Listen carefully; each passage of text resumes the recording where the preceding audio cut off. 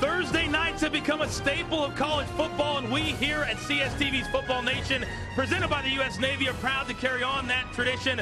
For the second week in a row, we have traveled deep in the heart of a very sticky Georgia, 200 miles south of Atlanta, for an SIAC matchup, Stillman College against Albany State. Hello once again, everybody. Welcome. So pleased you could join us here tonight.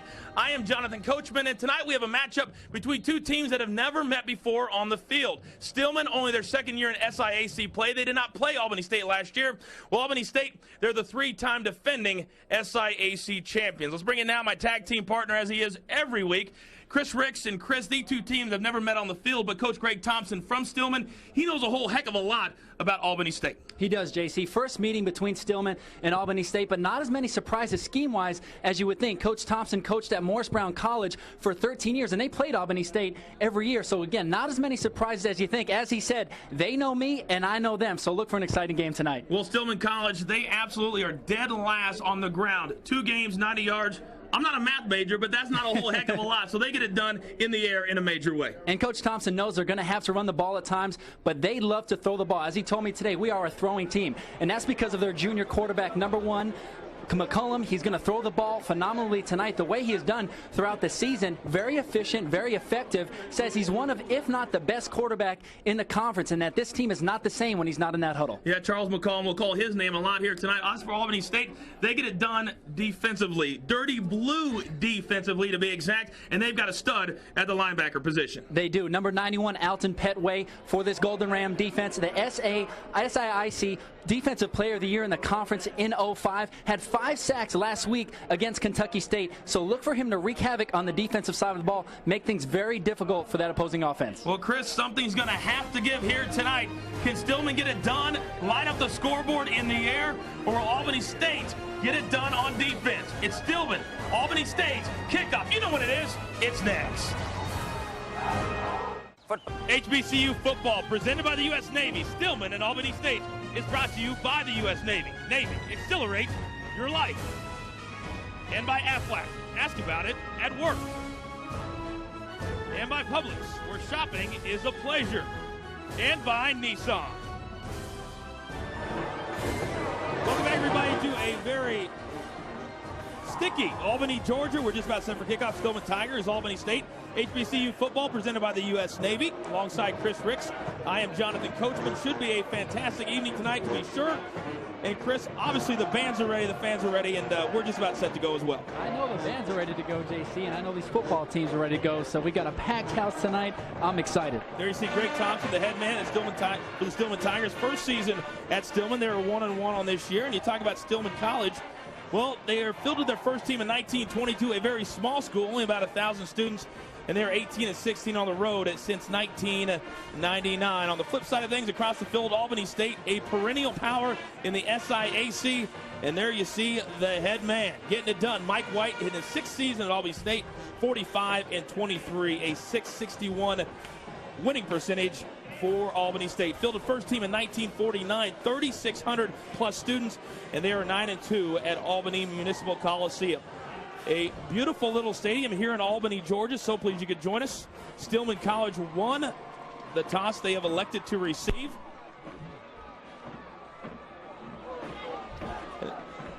And, of course, Chris, either team, they're going to have to do something to get it done tonight. We like to call it this week the Ricks Report. Give it to them. Well, especially for Stillman, JC, they've got to protect McCullum up front. They've got a lot of rotation with the offensive line. If I'm a quarterback, I don't like seeing a lot of new faces. A lot of new faces up there for that Stillman O-line. And for Albany State, they have to get the passing game going against a very stingy defense. You've got great defensive backs for the Tigers with Witherspoon and Hurd. So going to be tough for whether it's Ransom or Flakes. Both quarterbacks got to get it done through the air. Justin Majors does the kickoff duties for Albany State. Back to receive, Denate Hurd, number 5, and Brian Witherspoon, number 8 for Stillman.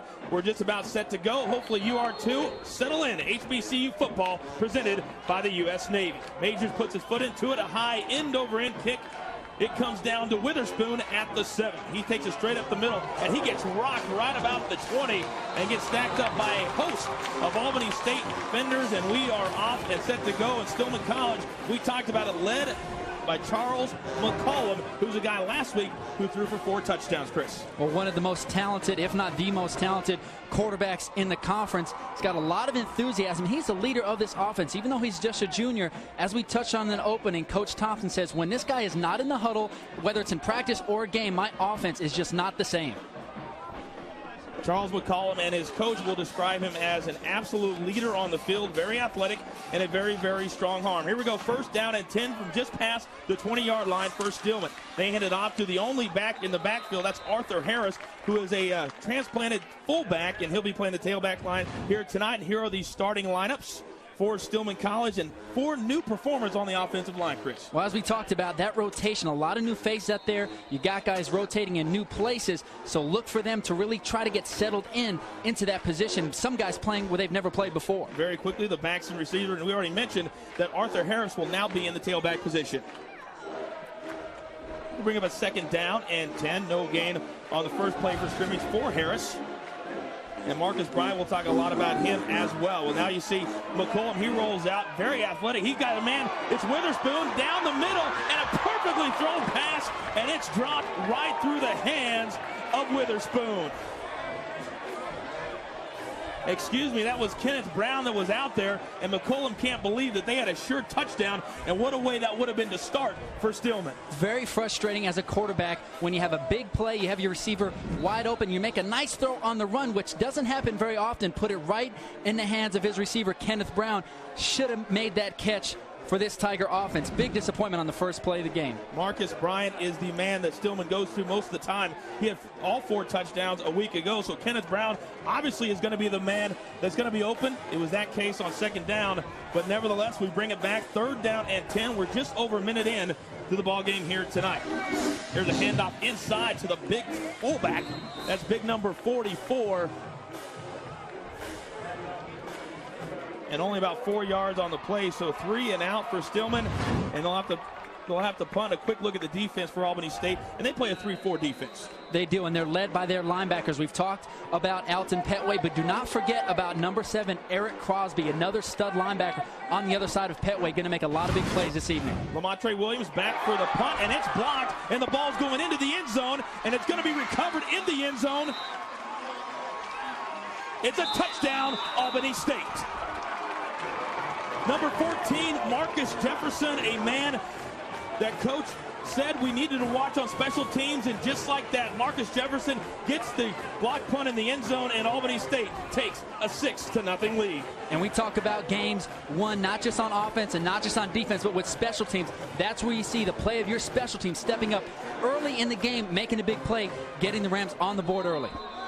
Coach Mike White has to be absolutely pleased. Marcus Jefferson, a second-team preseason Division II All-American, and he does it all on the defensive side of the ball and obviously on special teams. The extra point is up. The extra point is good. So this crowd is loving what they've seen less than 2 minutes in. Let's take a look at that block punt one more time. Well, you see the penetration here. You've got 3 blockers back there, but you've got a house storm coming, not just bringing 1 or 2 guys on that special teams, but bringing 4, 5, and 6. There's just too many of them to block, JC. They get through, get the block.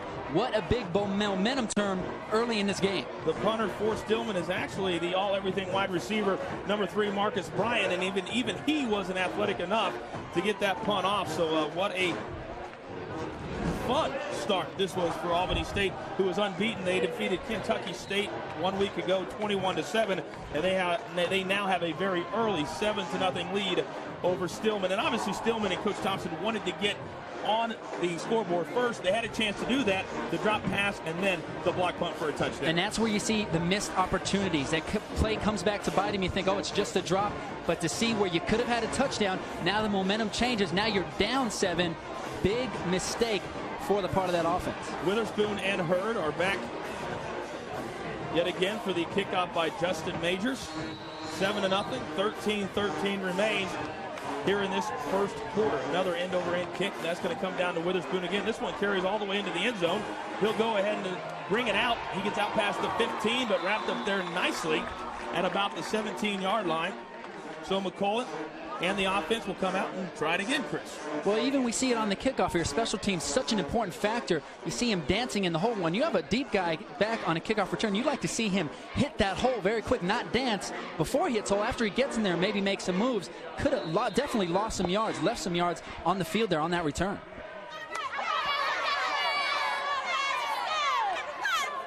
First down and 10 from the 18 of Stillman. Harris and Autry are the two running backs, very large running backs, that flank McCallum, who's now in the shotgun. Play clock down to 3, down to 2. They do get it off. McCollum now dancing around. He's got a man open over the middle. That one nearly picked off after it was tipped by his wide receiver. Well, again, we see McCollum getting outside the pocket, trying to make something happen. Finds his receiver, was a little behind with that pass. Tough reception to make on that play. Lucky it didn't result in an interception. Nice movement in the pocket, just a little behind on that pass, JC. Could have picked up a big game, maybe a first down. That's where you're going to have to see this Tiger offense really settle in, get comfortable so they can execute their plays. Right now, rusty out of the gate. Again, that pass was intended for number 9, Kenneth Brown, the 6'2", 195-pound sophomore who dropped a sure touchdown pass in the first series just a few moments ago. Now second down and 10, McCollum back to pass again. Rush straight up the middle, and this time he's going to be taken down in the backfield all the way back at the 10. Taking him down, number 59 back there. Roderick Cummings was the man who got to McCollum first. And that's where you're going to have to see this Tiger offense really start to settle down right now. They missed a big play in the first drive. They're down 7. They haven't really got anything going offensively. They've got to keep their composure. It's very early in the game, and that's going to have to be led by example by their quarterback, Charles McCollum. They're going to filter, as Coach Thompson has said, the enthusiasm that he has really filters throughout this team, whether that be in a good way or a bad way. So it'll take it all the way back. The official spot was all the way up at about the 13. It'll be third down and a long way to go. They need to get all the way out to the 28-yard line. So Albany State, we mentioned their defense off the top. Their defense has been the key here in the first couple of minutes. Look for him to go up top to Marcus Bryant. Have not seen him yet in this game. Now a handoff to the only back through and stumbling his way all the way up to the 20. Or they can hand it off on second and 15. They can hand it off. That's something they certainly will do. Derek Rogers in there, and they're going to have a lot of changing out the running backs for Stillman. Well, there's definitely going to be. You don't have a guy that's really stepped up as far as a running back, and with all the rotating linemen up front, Arthur Harris is actually a fullback turned tailback because he's got a little more size, a little more strength. Coach Thompson has put him in that tailback position, try to mix things up and help out the offensive line. Third down and 8. Up at the 20 for Stillman. Play clock down to 2. They do get it off. And a man open again. It's off the fingertips of his receiver coming out of the backfield. And that was the big tight end, number 85. But incomplete pass. And again, Stillman College will have to punt from deep inside their own territory. Surprised not to see them go with that one-on-one coverage. Kenneth Brown, the receiver who McCollum's gone to a few times already in this game, had Kenneth Brown one-on-one on an island down below, chooses to go over the middle. Obviously, even if it was a catch, would not have been a first down. So surprised not to see them take advantage of that one-on-one coverage. Marcus Bryant does get the kickoff this time, a wobbly kick that will be picked up at the 45 of Albany State, taken down to the 40.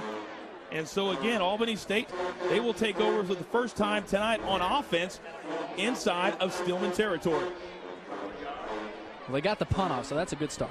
That's a great start, obviously. And now we're going to see the Albany State offense for the very first time. And Terrence Ransom is the quarterback. But we heard today he's going to have a very, very short leash. And don't be surprised if you see the other quarterback, another sophomore, number 11, Kisan Flakes, come in the game. Ransom's going to be on a short leash to an extent, so if you see him struggling, do not be surprised to see Flakes come in this ballgame. First down and 10 from the Stillman 40-yard line. I formation, 2 wide receivers for Ransom. Run a little bit of the option look. He keeps the ball, ducks inside for a couple of plays. Let's take a look at these starting lineups. First, the starting offense for Albany State across the front. And Terrence has a huge offensive line. They average more than 300 pounds. A lot of size up front. What I look at is their star receiver, Nick Kyles, number 9. Look for them to go to him a lot tonight. He's their go-to guy out at the wideout position. Yeah, the backs and receivers for Albany State. And you mentioned Nick Kiles is a guy that caught 2 touchdowns 1 week ago and could be the go-to guy in the air for Albany State. So 2nd down and 7 from the 37 of Stillman. Albany State up early, 7-0 here in Albany, Georgia. Ransom feels the pressure. He's going to duck out of the pocket, and he does get maybe a half a yard of positive yardage, but Stillman that time had great coverage down the field. And Stillman's doing a very solid job as far as putting hits on that quarterback. Ransom taking a lot of hits early. Let's take a look at the defensive starters for Stillman College. They play a 4-3 set. They do, and what their led is by their cornerbacks. Very talented in the linebacker and interior line, but their cornerbacks, number 8, Brian Witherspoon, and number 5, Denate Hurd. These guys are 2 of the fastest athletes in the conference. Both track stars, a lot of speed on the defensive side of that ball. They're 2 of the fastest athletes in the country in the defensive backfield for the Tigers. Now whistles blow, flags fly. See what the call is here. That was 3rd down and 7, but probably going to be a false start. And back at 5 on Albany State. Fairly to weigh equipment on number 11. 5 yards from the previous spot. We're going to replay 3rd down. Charles Balloon, tonight's referee, and you can see from the look on his face, very, very sticky and hot down on the field here tonight. And here's the rest of the crew working the game here tonight, an SIAC crew. Or not. Or not. 3rd down and 12 from the 42 of Stillman after the 5-yard walk-off on Albany State. 3 wide receivers, only 1 back in the backfield with Ransom. Oh, this one is intercepted. Looked like it was intercepted. We'll see what the referees say.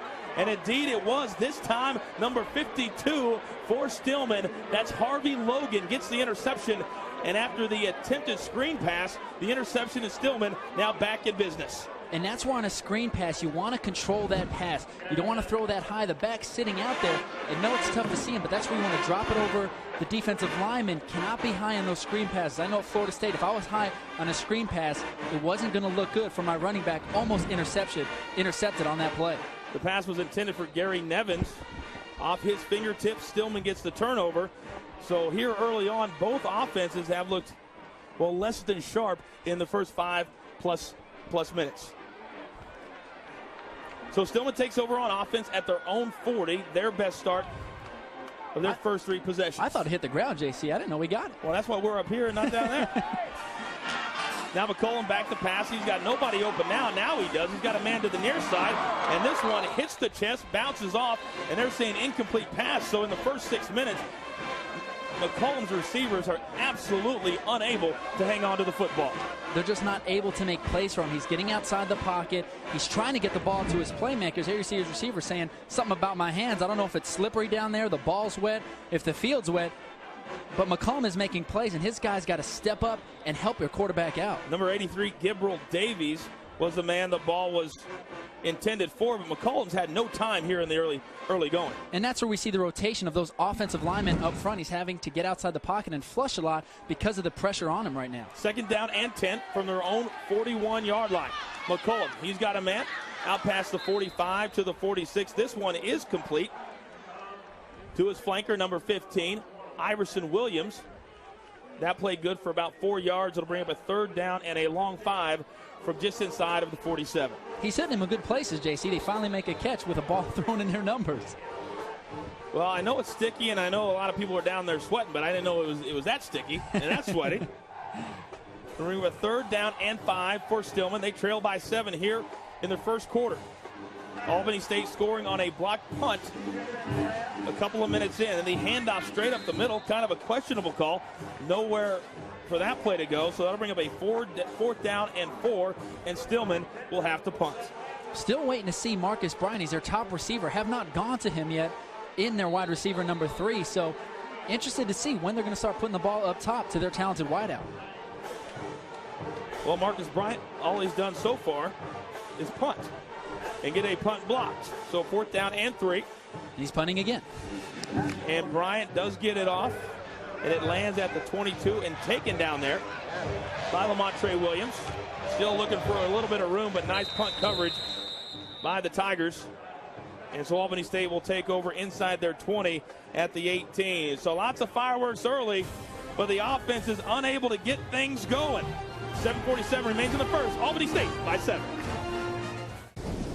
Welcome back. HBCU football presented by Navy. Albany State leads here early on 7-0 over Stillman on a fumbled punt that was recovered in the end zone by Marcus Jefferson. So first down and 10, Albany State takes over. And they run it straight up the middle. No gain as the Stillman defense is swarming here early on in this first quarter. And folks, we can tell you that the 1st and 10 line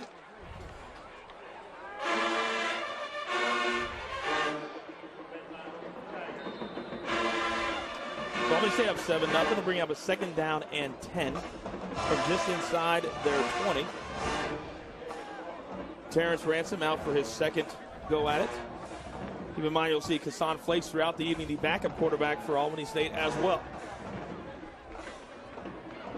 1st and 10 line brought to you by Aflac. So please, Aflac, to be a part of the broadcast here tonight. Ransom's got a man open near the near side, out past the 25 before he's taken down there. A gain of about 7. It'll bring up a 3rd down and 3. Complete to number 26, Gary Nevins, out of the backfield.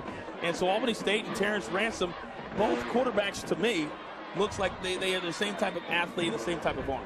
Well, they do, and they have to start to get settled in. Ransom does a nice job waiting for his receiver on those dragging routes to get open, hit him late. A lot of pressure also on Ransom from that offensive line. So these quarterbacks just got to continue to get settled in and get their playmakers the ball.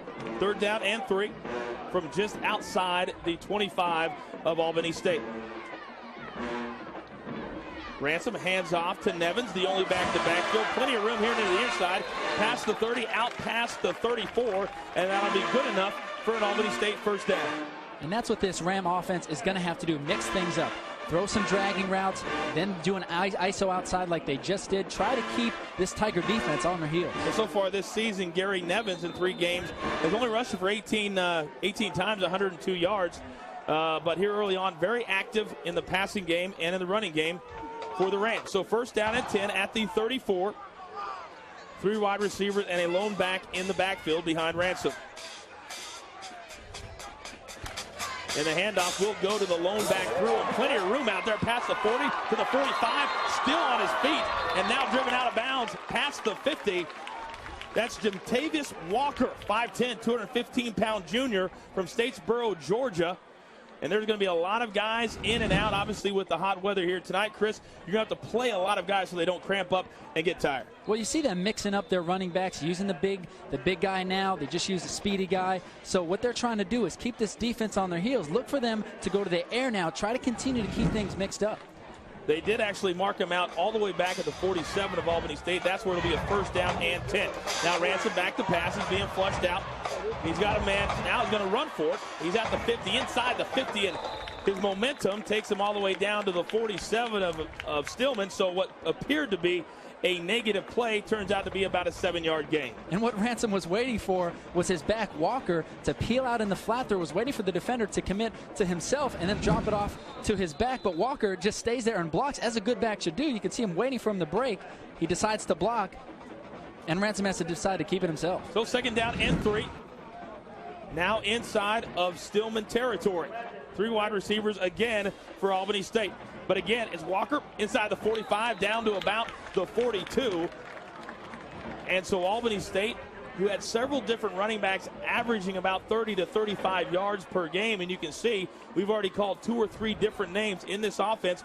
Albany State, they just want to move the ball. So far here in the first quarter, they have done just that. Well, a big steed of running backs for this Ram offense, and you see Walker, he's a big back. Given the ball, he's guaranteed to get you 3, 4, maybe 5 yards on the carry. So it looks like they're going with their bread and butter right now, keeping it on the ground. So again, it goes to the back, out of the backfield, inside the 40, down to the 37. Again, that's Walker, and he looks to be the workhorse here early on, and he is a big back with very, very powerful strides. Another 4 or 5 yard gain for Walker. If you can consistently give your ball to your running backs and they can get you 3 or 4 yards, any coach will tell you, we'll hand it off to them all day until they stop them, sure, JC. You bet. A very quick moving first quarter here in Albany, Georgia. Approaching 4 minutes left in this first quarter. Albany State leads it by 7, and again, Walker gets the call, but this time Stillman and the defensive line, they are ready. Maybe a yard, maybe 2, just inside the 35. That'll bring up another 3rd down play for the Rams. A lot of intensity out there on the field, JC. After the play, the secondary, some of the receivers and the safeties in the back pushing each other. Referees had to break it up. So a lot of emotion involved in this game, even though it's the first time these teams have met. So 3rd down and 3 from just inside of Stillman's 35. Nevins is alone back in the backfield. He will get the handoff. He picks his way, cuts back inside, and we'll see where they mark it. It does look to be good for a 1st down, but flags do fly on the far side. Now we see a penalty for that emotion catching up. Nick Kyles, the flanker for this Ram offense, and Denate Hurd, the corner out there after the play, wrestling with each other. Kyle's throwing Hurd to the ground. We see it results in a penalty. These guys got to be disciplined, keep their emotion in check. We've got a long night of football. Speaking of long nights, this was already quicker than last week, 4 hours and 2 minutes. Hey, that's how they do it down in Atlanta at Morehouse College, JC. We almost missed our flights a week ago. We'll see who they call, if it was Kyles or if it was on the defensive team. They were wrestling out there. That's all I saw. Yeah, but unsportsmanlike on number 5 on the defense, unnecessary roughness. The penalty is 15 yards from the succeeding spot. So they're going to call it on number 5, Denate Hurd, the track star. And apparently he was the one taking the extracurricular to the next level. So they'll march off 15. So now it'll bring up 1st down and 10 inside the red zone at the 16. When we take a look here after the play, these guys going after it. The whistle is already blown. But for Denate Hurd, that corner, number 5, he is a preseason All-American. He's got to lead by example and keep his emotions in check. Big penalty given up by this defense. Now 3 wide receivers for Ransom. And the handoff inside. Actually, this time Ransom will keep it. Well, he did actually. It's a good fake. It's a great fake. Fake me out, so Nevins does get it, but it did not fake out the defensive line. And about a yard gain will bring up a 2nd down and 9. Nice fake here on the option by Ransom. We didn't know if he kept it or if he handed off. He did indeed hand it off to Nevins, but a nice pursuit by that Tiger defensive line, finally starting to shut down that run. They're not going to give up that 3, 4, 5 yards on every run anymore. Yeah, the defensive line is somewhat undersized. A couple of guys up there, only about 235 pounds, but they use their quickness and their speed to make up for what they lack in size. But right now, Albany State is doing exactly what they want to do with a 7-point lead, and there is a timeout on the field with 2:37 remaining here in this 1st quarter. And we will take a timeout with them. Coach White very pleased with how his team has started. They lead it by 7.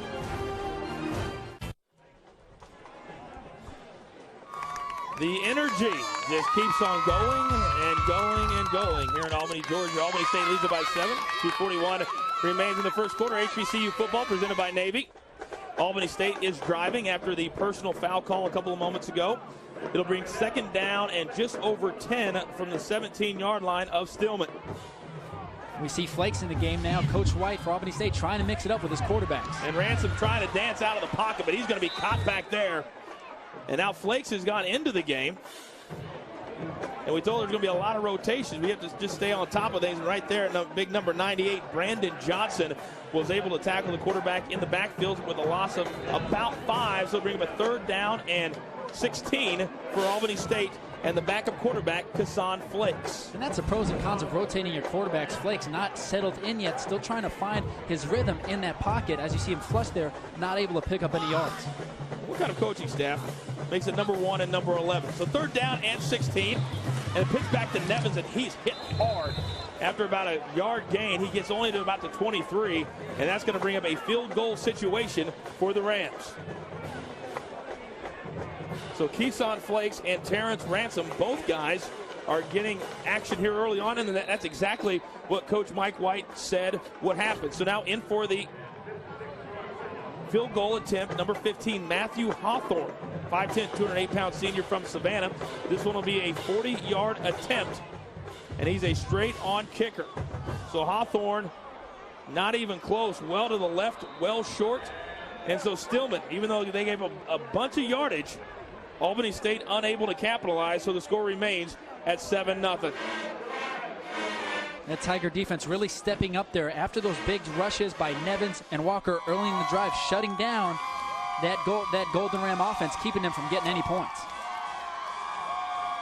Well, so far it's been all Albany State on defense, and Albany State with the block punt. We're nearing the end of the first. Albany State by 7.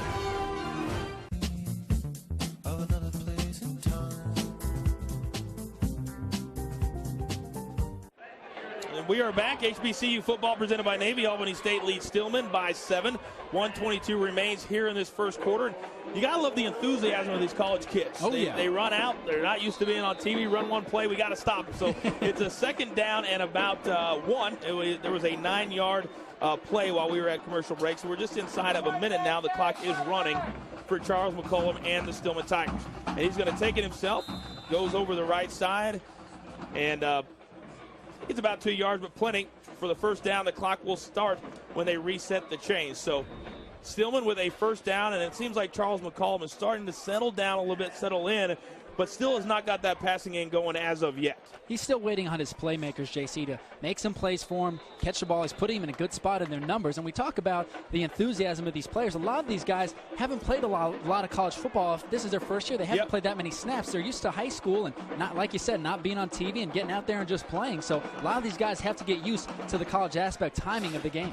Well, the one guy we have not called his name on the offensive side yet, number 3, Marcus Bryant. And we won't on this play, but McCollum has all kinds of room. He breaks a couple of tackles, gets over the 45, and up near midfield, a gain of 15 yards. And McCollum now has got his team out near the 50. Again, we're seeing the pressure from that Albany State Ram defensive line getting in, forcing McCollum to get outside the pocket. If he had had a little more time, he had number 3, Marcus Bryant, streaking down the middle of the field, wide open, waving his hand. But as you see with that pressure and with the hole opening up right there, chooses to take off, pick up what he can, results in a first down. Nice decision by McCollum. If Albany State is going to guard the wide receivers like they are right now, there's going to be a lot of room in the middle of the field for McCollum to operate. So that's the end of the first quarter, a very rapidly moving first quarter. Lots of smiles on the Albany State sidelines. A blocked punt is the only score we have to this point. HBCU football presented by Navy. The second quarter begins when we come back.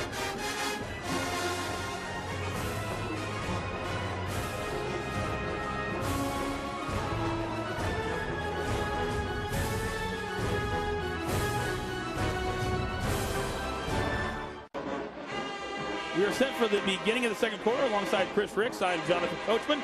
Albany State leads it by 7, but Stillman has got their best drive of the night going. First down and 10 from just inside the 50 of the Tigers. McCollum back to pass. Being rushed out of the pocket to the near side, and he throws it down there. He's got a man down there inside the 35, connected, but a flag does fly. There's probably going to be a holding call back near the line of scrimmage. That ball was completed, though, to number 33, Derek Rogers, but we'll wait to see what the call is. Charles Balloon, tonight's referee. On the offense, number 61, the penalty will be from the previous spot. We're going to repeat first down. A clear hold in the middle of the line for Stillman. That call was on Johnny Jackson. Let's take a look at it one more time. And that's what frustrates you so much as a quarterback or an offensive player. When you make a big play like that, unfortunately, Johnny Jackson, the offensive lineman, had a holding call, but McCollum does such a nice job, again, of getting outside the pocket when he's pressured, finding his playmakers, rather than just deciding to tuck it and run, gets a big completion. Unfortunately, it's negated because of the penalty. Number 89, Derek Battle, the defensive lineman, was the victim of that penalty, but they'll take it. They'll back it up 10 inside the 40. It'll bring up a first down and 20 from their own 39 for Charles McCollum. McCollum rolls out to the far side. He's got a man over there. Pass and catch is complete. Nice tackle there, just outside the 45 up to about the 47. That pass was completed to number 15, Iverson Williams. So at least 7 yards they got back on first down. Nice play, McCollum, getting outside the pocket. It seems like one of the things they see he does well naturally. Now it's just a straight rollout, and he has Iverson out there in the flat just waiting on him on that high-low read, takes what he gets, picks up a nice little gain back close to the original line of scrimmage. Remember, the Tigers only averaged 45 yards on the ground through their first 2 games, which isn't a whole lot. So you know what they're going to do when they come in. They don't disguise it. It's just a matter, can Albany State stop it? So 4 wide receivers again for McCollum. He comes to the near side, still looking for a man, still looking. He's got a man out there again. That's Williams, but just rocked down there that time by Marcus Jefferson, the preseason All-American. The pass was good out to the 50. So they knocked out the first 10. It'll bring up a 3rd down and a long 9 for the Tigers. And they run the same play the opposite side, a straight rollout from McCollum. He's got Iverson Williams out in the flat. What I'd like to see him do is hit him early. We see Williams just sitting out there waiting. The corner is back. If he can take him a little earlier, it'll give Williams more time to get upfield. Instead, hits it very late, and the defender's already closed on that coverage. Not a lot Williams can do after he gets that ball. And you could also see number 3, Marcus Bryant, doing what he can, doing his best to get open here in this offense. So now 4 wide receivers, 3rd down and 9 for the Tigers. McCollum back to pass. He's flushed out again. This time he's got a little bit of room out there. He decides to hold it, and he's got a man, and what a beautiful passing catch inside the 40. But the ball is down on the ground, and it's going to be recovered. We'll see who has it. And Stillman does get back on top of the ball. So a nice patience by McCollum. He finds his man, and a 1st down for the Tigers. And that right there, number 3, Marcus Bryant, his first catch of the night. McCollum finally finds his favorite receiver, Marcus Bryant, for a catch. What Bryant's got to do a better job of is securing that football. Lets a very easy arm tackle strip that ball. We'll take a look at it here. McCollum again moving up in the pocket, getting outside. That's where he likes to make most of his plays. He finds Bryant open late, cutting back. It's a nice pass, a risky pass, but gets it there. Bryant has to protect it. You see, he's got it out there like a loaf of bread. Yep. Fortunate for him, he didn't turn that ball over, was able to get it back. The 1st down and 10 marker brought to you by Aflac. 1st down and 10 for Stillman. They hand off to the lone back through, and they get into about the 35. And it almost seems like to me, Chris, that's Derek Rogers on the carry.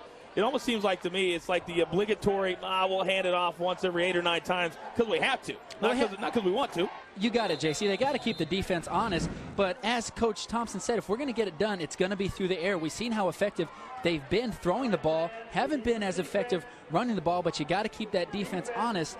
Otherwise, they'll start dropping everyone into coverage, and you won't be able to run the ball. So 2nd down and 9 from inside the 35. The deepest penetration by Stillman College here tonight in the 1st quarter in about 3 minutes. So 2nd down and 9, play clock down to 0. We'll see if the referee's called, but they did get it off in time. But Ransom has nowhere to go. He has no time.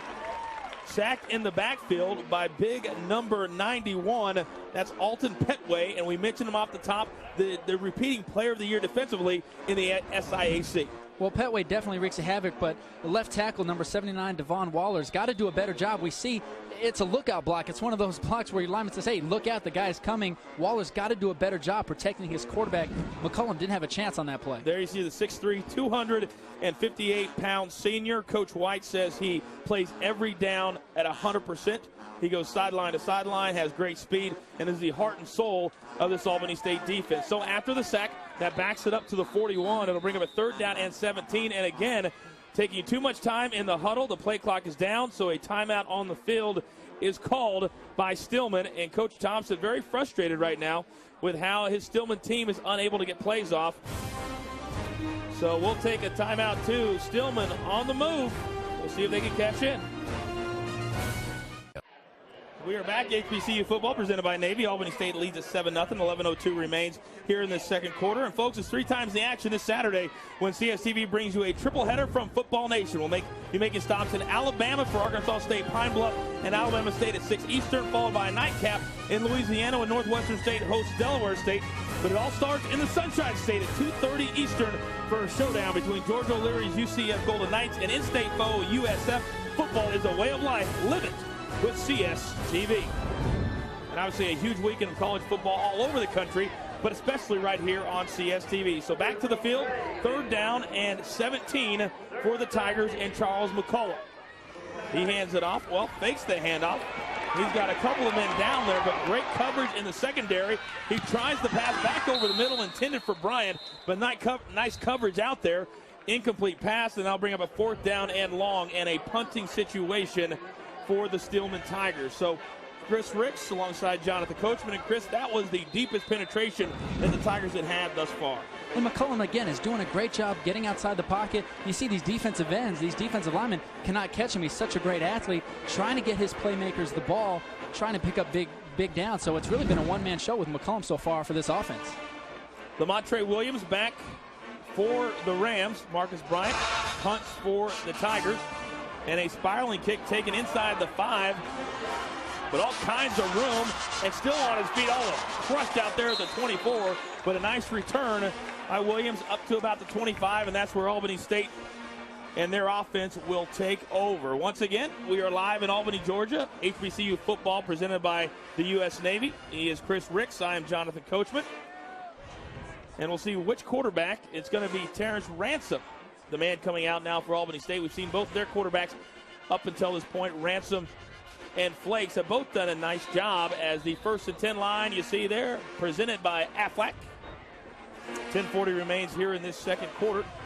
And the lone score thus far on a block punt recovery in the end zone by Marcus Jefferson. Pass and catch completed. Up past the 35 to the 38. That was Ransom to his big wide receiver, Joshua Johnson, 6'4", 210-pound junior from Stone Mountain, Georgia. And it appears, Chris, like they're going to go with a hurry-up to maybe change up the tempo of an offense that hasn't been stellar but has moved the ball a little bit. And that's something that should play in their favor. You see the Stillman defense playing a very soft coverage. That slant was wide open, not tight coverage. So we'll see if they can take advantage of this coverage, if he can find his open receivers. And Ransom waited, and he did find his man coming across the middle, Lamontre Williams. We'll see where they mark him out. And indeed, they do mark him back at the 47. But that's, again, good for a first down. So this drive, 2 plays, 2 first downs. And Ransom does a nice job sitting in the pocket. We saw him on the last play with this slant. He knew he had soft coverage. He just waited for his receiver to come out of the break. Now waits for a dragging route. And Williams is a playmaker. We just saw him on special teams hit the hole the way he should. Here we see him dragging. Passes a little bit behind from Ransom, but Williams does a nice job slowing down, making sure he gets the catch in a big gain, first down for this Ram offense. And now the handoff. Well, the fake handoff, and Ransom comes to the near side. But nice coverage down there by the Stillman defense. And Ransom nowhere to go. He may have gotten 1, maybe 2 on the play. It'll bring up a 2nd down and 8 at about the 48 of Albany State. And Denae Hurd, that corner who had the penalty earlier, was not fooled on that. Ransom faking the option, keeping it. Hurd was wide open out there, spying the quarterback. He was not going to let Ransom have a big gain on his side. And they weren't kidding.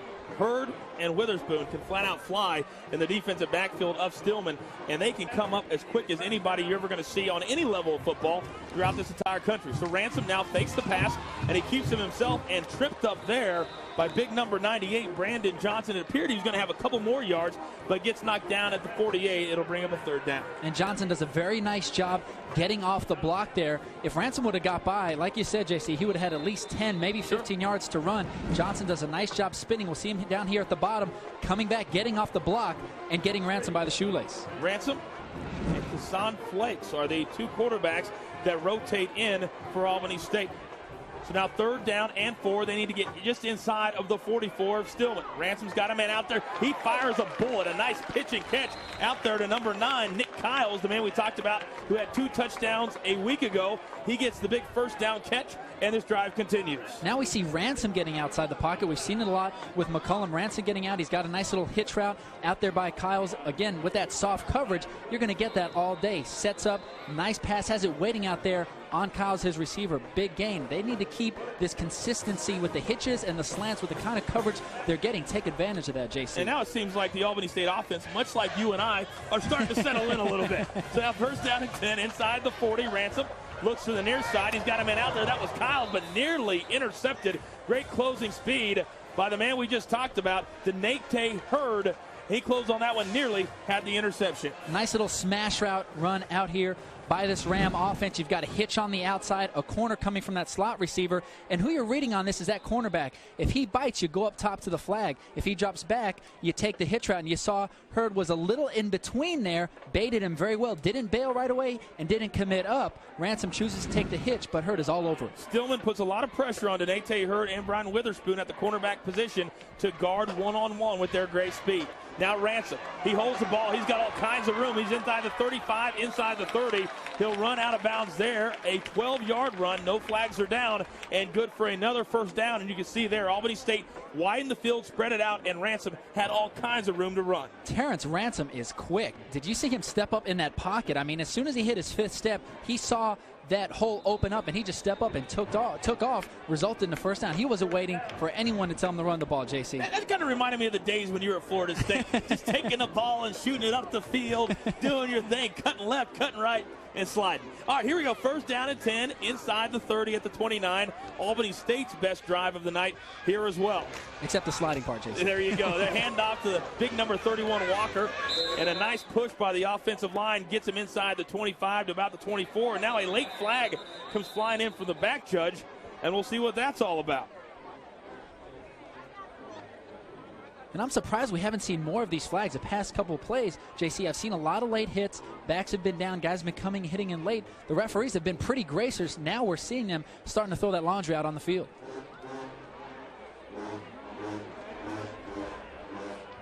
We have a dead ball, personal foul, unnecessary roughness on the offense, number 5.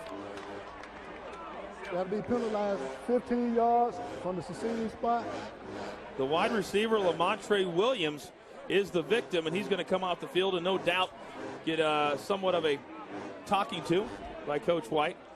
But right now, I'm going to put Charles Balloon, the referee, probably my top 5 football characters that I've ever been able to call. Because he's great. He's good. He's succinct. He gives it to us, and the game continues to move.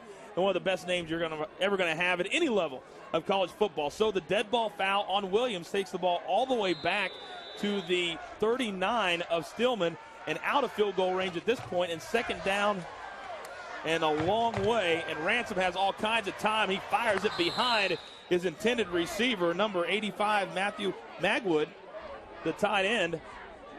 And Ransom right now is getting no pressure whatsoever put on him by that undersized defensive line. And Ransom did have time to throw that ball. I was surprised at the route package. You had 2 receivers in the same area, so you didn't have to have that great of coverage. They were so close to each other. The defense was just around the receivers, and that resulted in the receivers being covered. So Ransom, I think, threw that ball low on purpose because he didn't want to risk an interception. Well, it's actually only second down. It does say third, but it's second down and 20. Ransom now, he throws it over the middle. He's got a man out there, though, in triple coverage, and this time it's intercepted by Witherspoon. Witherspoon brings it out the great speed, and he stays on his feet, but he's tripped up there, and a flag flies on the far sideline well behind the play. But Witherspoon, you can see that great speed, takes it out to the 18, and the interception will stand, but we'll see what the flag and the penalty was.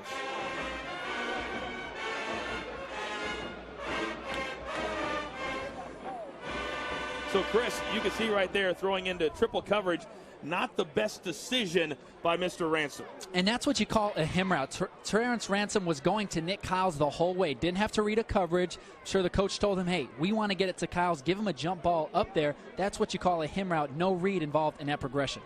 We have a block in the back on the return team, number 52. We're going half the distance to the goal.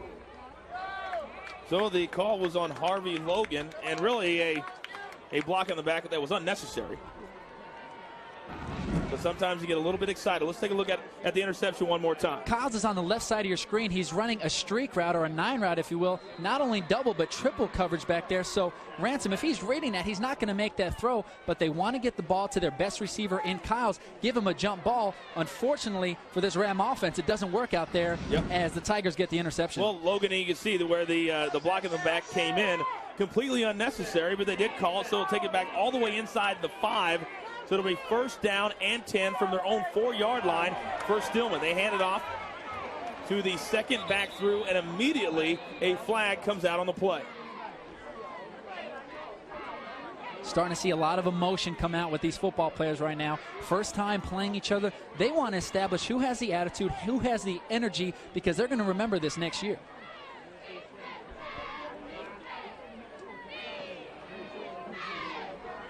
We have illegal motion on the offense, number 34. Penalized half the distance to the goal. It remains first down. So illegal motion on the running back Arthur Harris, who is the running ball carrier as well. So they'll move it back just inside of the 2.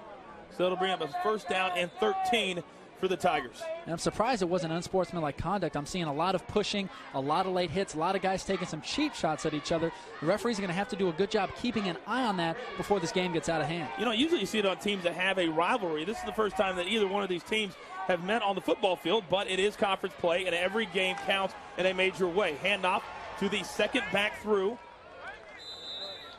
and struggling all the way up to just about the 5. Not a whole lot of We're for Derek Rogers to run, so they'll bring up a 2nd down and 10 from inside of their own 5. JC, you talk about this the first time they've played, but Albany State, do not be misled. They're not going to let Stillman come in here, push them around in their house, a sellout crowd. The place is packed. First time playing each other, they want to establish whose house this is. Whose house is it? Albany State's. They're going to yell for me. So now a handoff to the second back through. Big number 34, Arthur Harris. He bangs his way up past the 5 to about the 6. So some very conservative play calling, but you had to expect that so deep inside of their own territory. Well, because of the protections breakdown that we've seen for this Tiger offense, they don't want to risk McCollum getting sacked. We've seen him flush out of the pocket a lot. Most likely, you'd see him running around in his own end zone. You don't want to risk a turnover, so they are being conservative. I think being smart in giving the ball to their big back in Harris, trying to get off their own goal line, trying to get out maybe towards that 10, 15-yard line, and then start throwing the ball again. And now making wholesale changes. And it's 3rd down, and it appears like they're going to punt on 3rd down, but the play clock is down to 0. Flags fly, and I don't know what in the heck Stillman College was doing there. I don't think they knew either, JC. Well, but the play clock did run out, so another penalty on the Tigers. We have a delay on the offense. It's 5-yard penalty. We're going to replay 4th down. And now we're going to see where this comes into play. Now the kicker is going to be very much back at the back of his end zone. Gives him a lot more time for that defensive line, that special team punt block team to come in and block this kick. So a lot of pressure on the kicker right now. Why in the world would you punt on 3rd down right here? I mean, you can at least run it out for a couple of yards. And what a they might as well have. horrible kick by Marcus Bryant. And what a huge block. And now flags fly and cheap hits and late hits, and we'll see after we discuss everything. And now guys are still down there shoving, but Marcus Bryant, a horrible kick that didn't even make it out past the 20. And tempers are flying now. And we're going to have to sort this entire thing out to see exactly what happened and who was the...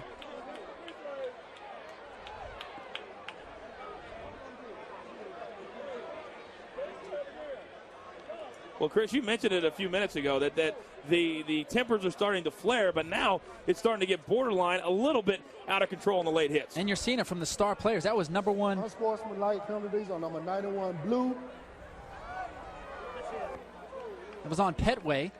We have an unsportsmanlike penalty on number 41, White. Those penalties offset. It'll be Auburn's ball 1st and 10. Okay, so offsetting penalties on both teams. And Albany State will take over with great field position after that horrible punt. And that hit right there. Albany State takes over, looking to add to their 7-0 lead. We are back. HBCU football presented by Navy. Albany State leads Stillman 7-0. And now let's take a look at tonight's AFLAC trivia question. And you really got to know your trivia on this one. Here you go. How many years was Stillman without a football program? Think about it. Write it down. Don't make a call. And we'll give you the AFLAC trivia question answer a little bit later on right here on the broadcast. How many years was Stillman without a football program? Well, welcome back after the offsetting penalties a few moments ago and the bad punt by Marcus Bryant. 6:08 remains here in the second quarter as Albany State takes over inside of the Tiger 20.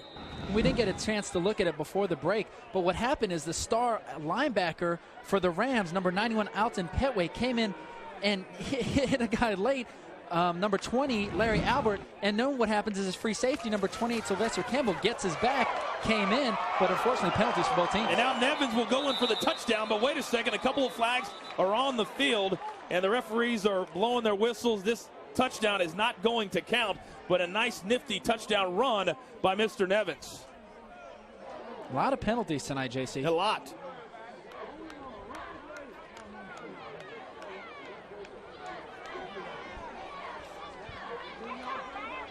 Of holding, number 71, Blue, will be penalizing 10 yards from the succeeding spot. So you can wipe out the touchdown. The holding penalty will take it back Main 1st down. from the spot of the foul. It was at the 15, so it'll take it back to the 25. And that's the little things that really frustrate not just the players but the coaches when you have a big play resulting in not just a positive game but a touchdown, and it's brought back because of a little lack of discipline. That's where the things in practice come in, and when you see that happen in a game, it definitely frustrates these coaches. So it'll bring a first down and 15. Flakes is in there now at the quarterback position. The quick feet take him to the near side. He's at the 20, lowers his shoulder, and gets taken down at about the 15. So the 10-yard scramble takes it back inside the 20 and it'll bring up a very manageable second down and 5. Kassan Flakes, the 6-foot, 197-pound sophomore quarterback is back in for Albany State. Well, I was surprised to see Flakes here at the end lowers his shoulder against a big linebacker, Alex Dumas, number 56. I thought he was going to run right out of bounds, JC. He stays in bounds, lowers his shoulder, thinks he might take over a big linebacker. Not Mr. Flakes, kid. Lowers his shoulder, hands off to Nevis. And another nice, nifty run for the small tailback. And he gets inside the 10, and they spot it at the 9. Good for a first down, and it will be a first down and goal. Nevins reminds me a lot of Lorenzo Booker, running back for Florida State, the way he hits the hole, kind of a Marshall Faulk type, gets through the hole, then makes a move. The way he shifts and is able to pick up another 3, 4, or 5 yards after he makes his cut. Truly impressive. Nevins, like the way he's running the ball tonight. And Nevins is a guy that we didn't hear a whole lot about. Coming into tonight's game, they had a host of running backs. Stable. And Nevins was not a guy that they were talking about, but tonight he has been the man that has got it done along with Walker. It's the secret weapon, JC. The secret weapon. Is that what it is? Along with Jimtavius Walker. Well, next time they can tell us about the secret weapon. That wouldn't offend me any. All right, here we go. First down and goal. They cannot get a first down as the ball is spotted just inside of the 10 as we approach the 5-minute mark here in this second quarter. And the handoff to Nevins, and he gets wrapped up just past the line of scrimmage by a couple of Stillman defenders. It'll bring up a second down and goal from the 8. See, Nevins getting up kind of slow there. He's a very talented back, but he's not going to last all night. They cannot give him the ball every single play. You see him coming out of the game. I think they're going to give the ball to Walker, the big back. He's been picking up consistent yards, 3, 4, 5-yard gains. They're getting close to the goal line. Look for the big back to get the ball. Flakes hands it off to Walker, the big back through. This time he will plow his way down to about the 6. And here is the guy that you would expect to be in goal line situations.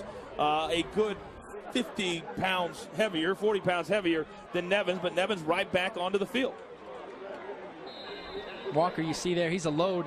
I think he weighs more than it says on the roster there. A lot of strength, a lot of power. We've seen the way he's been able to get through that line and pick up a consistent 3 yards on every carry. All right, a big third down and goal as Albany State looks to add on to their 7-0 lead here late in the second quarter. 3 wide receivers, 1 back in the backfield behind Flakes.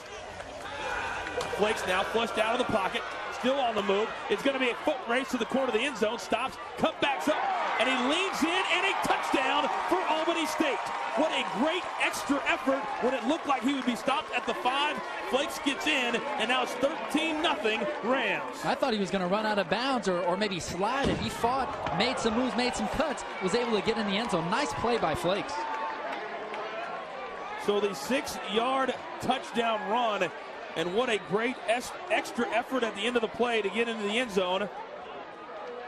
And now Justin Majors will be in to attempt the extra point. Normally it's Matthew Hawthorne, so we'll see if there's something wrong with Hawthorne. But the snap is good. The kick is up, and the kick is good as well. So both quarterbacks have come out and played very well. But this last one, Keeson Flakes, getting it done with his feet. So Albany State, the 3-time defending SIAC champions, looking every bit the part. They lead it by 14.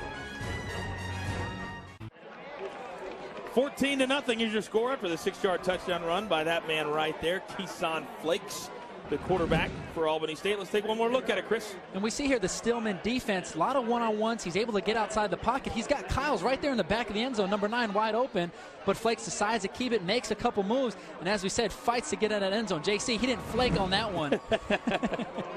Brother, I told you earlier, don't use that.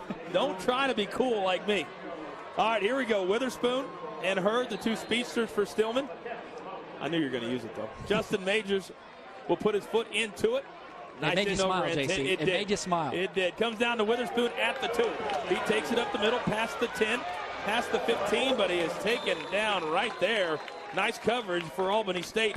And you can see that the energy level has started to turn up a notch for the Rams, and the Tigers need something positive to happen for them with only 3:36 remaining here in this second quarter. And it plays very well for this Ram ball club. You're at home. You see the band starting to filter on the field. You've got a packed house. If it's the other way, maybe at this halftime you see a lot of your fans going home. But when you're up 14-0, you're going to keep the fans here, and you're going to keep that momentum on your side. So playing out very well to go in maybe in the half up 14 points. Wait a second. Leave before the band's playing?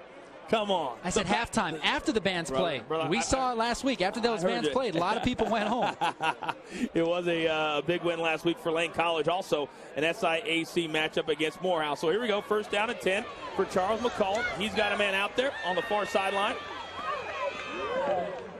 Nice quick feet out to the 28, maybe the 29. Good for about 14 yards. Completed that time to Iverson Williams. And so now Stillman will have to get in their hurry up if they want to get down the field and get some points on the board before halftime. And now we're seeing a lot of that soft coverage from the Ram defense. So McCollum, if he's smart, is going to take those hitches, take those slants, take the short intermediate routes, put together and sustain a consistent drive down the field. Albany State is not going to give up that home run ball right now. Clock starts back up again after the reset of change. 3 wide receivers for McCollum. McCollum, low snap, handles it nicely. Now picking his way through. Gets up past the 30 and finally taken down there. A hard tackle that time by Eric Crosby, number 7 of the Rams. But a 5-yard gain for McCollum up to about the 35 as we approach 2.5 minutes remaining in this second quarter. Don't forget, coming up at the half, one of the things I love each and every time we get to do an HBCU game, the Battle of the Bands. Both bands are ready. Albany State and Stillman are here. So we're going to keep it right here. Church's Chicken, Battle of the Bands, plus highlights and all of Chris Ricks' expert analysis, whichever way you want to say it, coming up at halftime, so you want to stick around for that. Second down and 5 for McCollum. Gets flushed out to the near side. He throws it. We'll see if it's completed. And they say it is complete out there. Number 9, Kenneth Brown. That'll be good for a first down. The clock stops. Reset the chains out to the 42. McCollum's pocket presence, the way he's able to step up and avoid rushers and get the ball to his playmakers, really impressed with the way he's been able to move and maneuver in the pocket tonight. Kenneth Brown and Iverson have been the 2 receivers he has gone to. Marcus Bryant has been relatively silent here in the first quarter. And now another pass and catch, this time again to number 9. That's Kenneth Brown, and that's complete. The chains will move. They'll mark it at about the 48-yard line in Albany State territory. And with so much attention on number 3, Marcus Bryant, that's why you're seeing Kenneth Brown get open. He's had a lot of opportunities tonight, made some catches, dropped some balls, but surprised not to see Bryant getting as many looks. It's because so much attention is being placed on him at the wide receiver position. And McCollum's starting to get in a really nice rhythm. He's got some pressure from the backside. He feels it, gets away from it, and now he's just going to throw it out of bounds, and a nice decision that time by McCollum. Like you said, JC, smart decision on the part of the quarterback, Charles McCollum, throwing the ball away, not risking a turnover, because if you get the ball back to Albany State, they've got enough time, even with a minute 22, to put a drive together, either get 6 or even a field goal. It's time now for the answer to tonight's AFLAC trivia question. And the question was this: how many years did Stillman College go without football? Chris, you're always on top of the game. Give it to me. Take a guess. 25 years. 25 years. Ooh, 49 years. 1950 to 1999. And they're back and looking pretty good right about now. A nice toss over the middle, completed that time to Brown again, and he has been the favorite wide receiver, favorite target for McCollum. Another first down. They'll mark it at the 35. The chains move, and now Stillman has plenty of time to get into the end zone. And you see Brown wiping off his hands. We're inside, so we're not down in the field. We can't see, but I think that ball in that field's really wet down there. Brown trying to keep his hands dry. Now McCollum, he's got Brown out there again.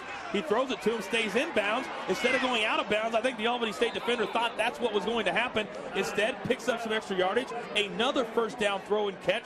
And again, Stillman continues to move the football. Boy, Brown is a playmaker. He comes back on the curl, comes back to the ball, spins around. Like you said, the defense thought he was going to run out of bounds, picks up a few extra yards, results in a first down. The Tigers only have 1 timeout remaining, so obviously they like to keep that one in the back pocket if they can. Now McCollum, he's got his big tight end over there. And that one is caught and lowers his shoulder and gets inside the 15. We'll see where they mark him out of bounds. The clock will stop at about the 12. Pass completed to Phillip Bryant. And there is a man down on the field for Albany State. But this is clearly the best drive that Stillman has been able to put together here tonight. And a real nice ball by McCollum. The linebacker, Troy Williams for Albany State, was on tough coverage. He fit in there very nice, picked up a big gain. Hopefully not a serious injury for Albany State. Jason Marshall is the man that is down for the Rams. And while we have a second, we'll take a look at that last play. That was a nice patience by the junior quarterback. Again, getting outside the pocket. He does so well on the run, but he puts his ball in a place where only his receiver can get it. Tight coverage, again, by Troy Williams, a linebacker. Can't put the ball in a much better spot than that, JC. I know sometimes, as we wait to see Jason Marshall, who's a 6'2 junior from Daleville, Alabama. Sometimes, in the 2-minute offense, obviously Albany State's got a lot of defensive backs in there. But why has Stillman been able to move the ball now? As you see Marshall up, which is good news. Why is Stillman able to move the ball now, and they were unable to throughout the entire first half? Well, McCollum's teammates, they're finally starting to make some plays. He's been doing well out of the gate, trying to get the ball to his playmakers, but now we see Kenneth Brown stepping up, had some drops earlier. We see Arthur Harrison. We see that line starting to give him a little more protection, so he's able to get outside the pocket and get his playmakers a ball. So I think his teammates around him right now are just starting to step up and really match the play that McCollum has been doing since this ball game started. Back to action. They did not mark the man out of bounds, so the clock is running. First down and 10 for McCollum. He's pressured. He's just going to throw it out of bounds. He was outside of the pocket, so no intentional grounding. It'll bring up a second down and 10 from just inside the 15. There's 26 seconds remaining before halftime. Another smash route out there, a hitch and a flag. Nice coverage by the corner and the linebacker covering McCollum's tight end. No one open, smartly throws the ball away, doesn't risk a turnover. They at least want to come out of this with 3 points going into the half. A block punt for a touchdown, a 16-yard rushing touchdown of the two scores for the Rams. But Stillman is threatening here late in the second quarter. McCollum takes a snap.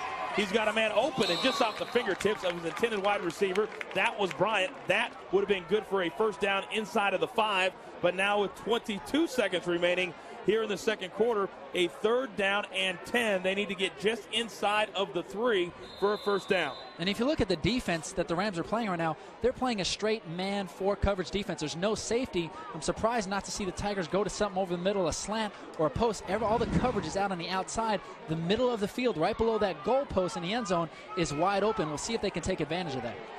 So now 3 wide receivers, 1 back in the backfield with McCollum. Play clock is down to 2. McCollum is pressured in the backfield, and he's not going to be able to get away from Crosby. Eric Crosby takes down the junior quarterback all the way back at the 21 with 12 seconds remaining, and now Stillman will have to take that last time out and probably line up for a field goal try. Well, we see number 7, Eric Crosby. We haven't talked a lot about him because the linebacker on the other side, Alton Petway, gets all the attention, but Crosby, as you see him limping here, what a playmaker for this Ram defense, is able to penetrate. You see him coming off the backside on the saw blitz there, is able to get to McCollum and pick up a big loss. You see him limping there. Hopefully, if you're an Albany State fan, he's not seriously injured. The Rams have bent, but their defense certainly here in the first half has not broken. And so now it'll be decision time. And as of right now, the Tiger offense is still on the field. It'll be 4th down, and essentially you can say 4th down and goal because they have to get all the way down to the 3. And you got to wonder with the status of the kicking game or lack thereof for Stillman if they'll attempt to go for it, which would be a huge risk to me. But obviously I don't know how good the kicking game is for the Tigers. And that's where Coach Greg Thompson for Stillman is going to have to make a decision. Do we want to take a chance and go for it, see if we can really get back in this ball game with 7 points, or do we rely on our kicking game, which hasn't been the most reliable thus far this season? The kicker is Petar Obradovic, who is a freshman kicker. We'll see if we see number 17 trot out onto the field, and it does not appear as such. So Charles McCollum and the troops come back onto the field, and Coach Thompson says, hey, what the heck, what can I do? Can't make it would be about a 38-yard field goal. So instead they're going to take their chances with 12 seconds remaining for 13 seconds, and 4th down and 17 for McCollum. Look for him to go up top to either Bryan or Brown. McCollum takes the snap. He's got plenty of time. He's going to have to let one fly. It's 4th down. He just throws one into the corner of the end zone, and that one just out of the outstretched arms, intended down there. We'll see who that was intended for, but nevertheless, the ball falls harmlessly. So after a very good long drive, Stillman comes away with 4 seconds remaining here in the second quarter with no points. And McCollum takes a pop at the end of that shot. If you saw the left side of him, you see he's covered in mud. We can't tell so much from up here, JC, but that field has got to be wet, got to be a little muddy. That's why it's resulting in some of the balls being dropped, some of the ball security issues on both sides of these football team. But McCollum really took a pounding on that drive. Fortunately for him, it's halftime. He's able to get a little rest, hopefully come out fresh in the second half. And the clock starts and runs out. So Stillman goes into the locker room dejected, and you can imagine why. Albany State, as good as advertised, their defense stellar here in the first half. So don't forget, Church's Chickens battle the bands when we come back at halftime. Albany State leads it by 14. We are back. The battle on the field being won by Albany State 14-0. We're at halftime, and now it's time for the Church's Fried Chicken Battle of the Bands. Let's go down to the field and the Stillman Tigers marching band.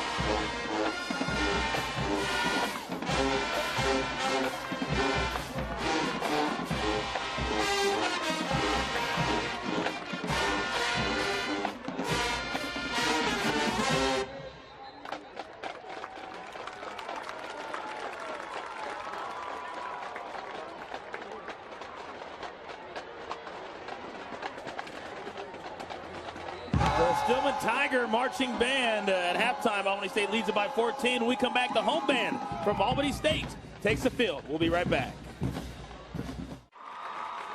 Welcome back to halftime. Albany State leads it by 14. And right now we're smack dab in the middle of the Church's Chicken Battle. The bands, Stillman just got done, and now it's time for the Albany State Marching Band. Enjoy.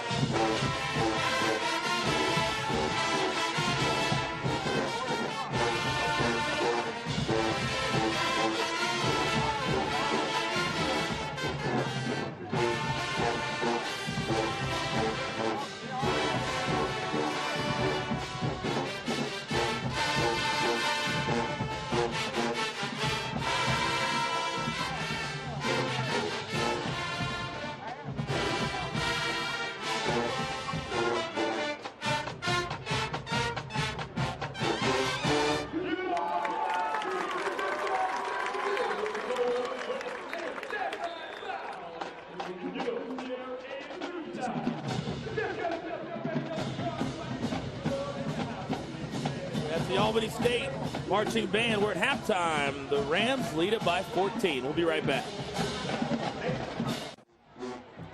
We are back in Albany. The Golden Rams lead at 14-0. The Church's Chicken Battle of the Bands just wrapping up. The Albany State marching band still on the field. Don't forget that you can log on to www.cstv.com/HBCU to vote. The school with the most votes will receive a donation from Church's Chicken. Show your support by voting now at cstv.com/HBCU. Is it Stillman or the Albany State Marching Band and the Church's Chicken Battle of the Bands here tonight?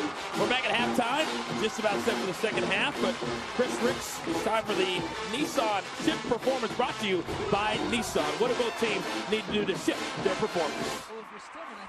Throwing the ball. They haven't been able to run the ball in the first half. I don't think we're going to see a lot of rushing out of Harris and the Stillman backfield in the second half.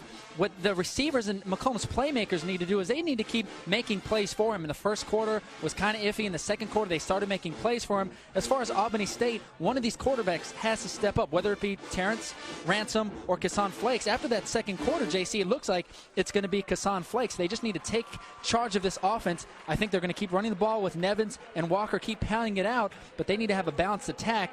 And then going back to Stillman, they've got to keep throwing the ball, and McCollum needs his playmakers to help him out.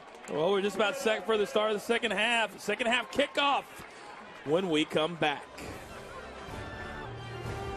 You log on to www.buyhbcu.com for exclusive HBCU merchandise. Start of the third quarter. Albany State will receive the kick and get it first here in the second half. They lead it by 14. Back to receive the kick, Isaiah Gay, number 4. And number 14, Marcus Jefferson for Albany State. Petar Abradovich will kick off for Stillman. We'll have to do something to figure out a way to get into the end zone, something they were unable to do in the first half. In just a moment, we'll take a look at those first half highlights. Albany State scoring in a couple of different ways. So now the foot into it. Sprouling kick down to Jefferson at the 5. He takes it straight up the middle. Out past the 20, taken down at the 21. So quick look at the highlights, and it started right a couple of minutes into the game. We see the block punt by Albany State. Great job by their special teams capitalizing. Look at all the Rams around that football, getting the touchdown. On kicker. Then we see special teams here. Breakdown for Albany State on the missed kick. But I want to focus on the quarterback here.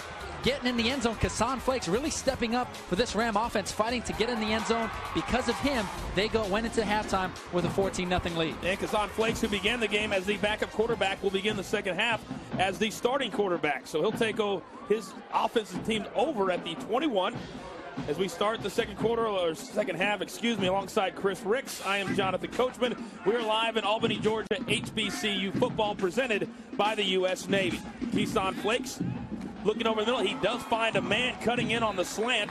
Out past the 35 to the 36. He finds his wide receiver, Nick Kiles, and that's good for a first down. Nice play by Flakes, waiting on that slant. Got an inside route in the slot, going inside to take that coverage away. Now it's one-on-one outside with Kiles. Just wait for his receiver to cut on the slant. Nice, perfectly thrown ball, one body in front of your receiver, right where you want it. And whistles blow as Albany State looking to change up the tempo as they did in the first half of action. And going with the no-huddle offense. A no-huddle has been the theme so far this year with the new clock rules, trying to get those precious plays back by going no-huddle. So now first down and 10 from just outside the 35. Flakes keeps it himself, but he's going to be stacked up right there at the line of scrimmage. Nicely done. And leading the charge was number 52, Harvey Logan, who had a big first half. It'll bring up a second down and 10 for the Golden Rams. Also see Sammy Hill in there, the right end for this Stillman Tiger defense. He's a big basketball player, JC, and I don't know if you heard or not, but this guy did a 360-degree dunk, maybe the best athlete on the team, Sammy Hill for the Stillman defense. Sammy Hill, 270 pounds, and a 360 dunk.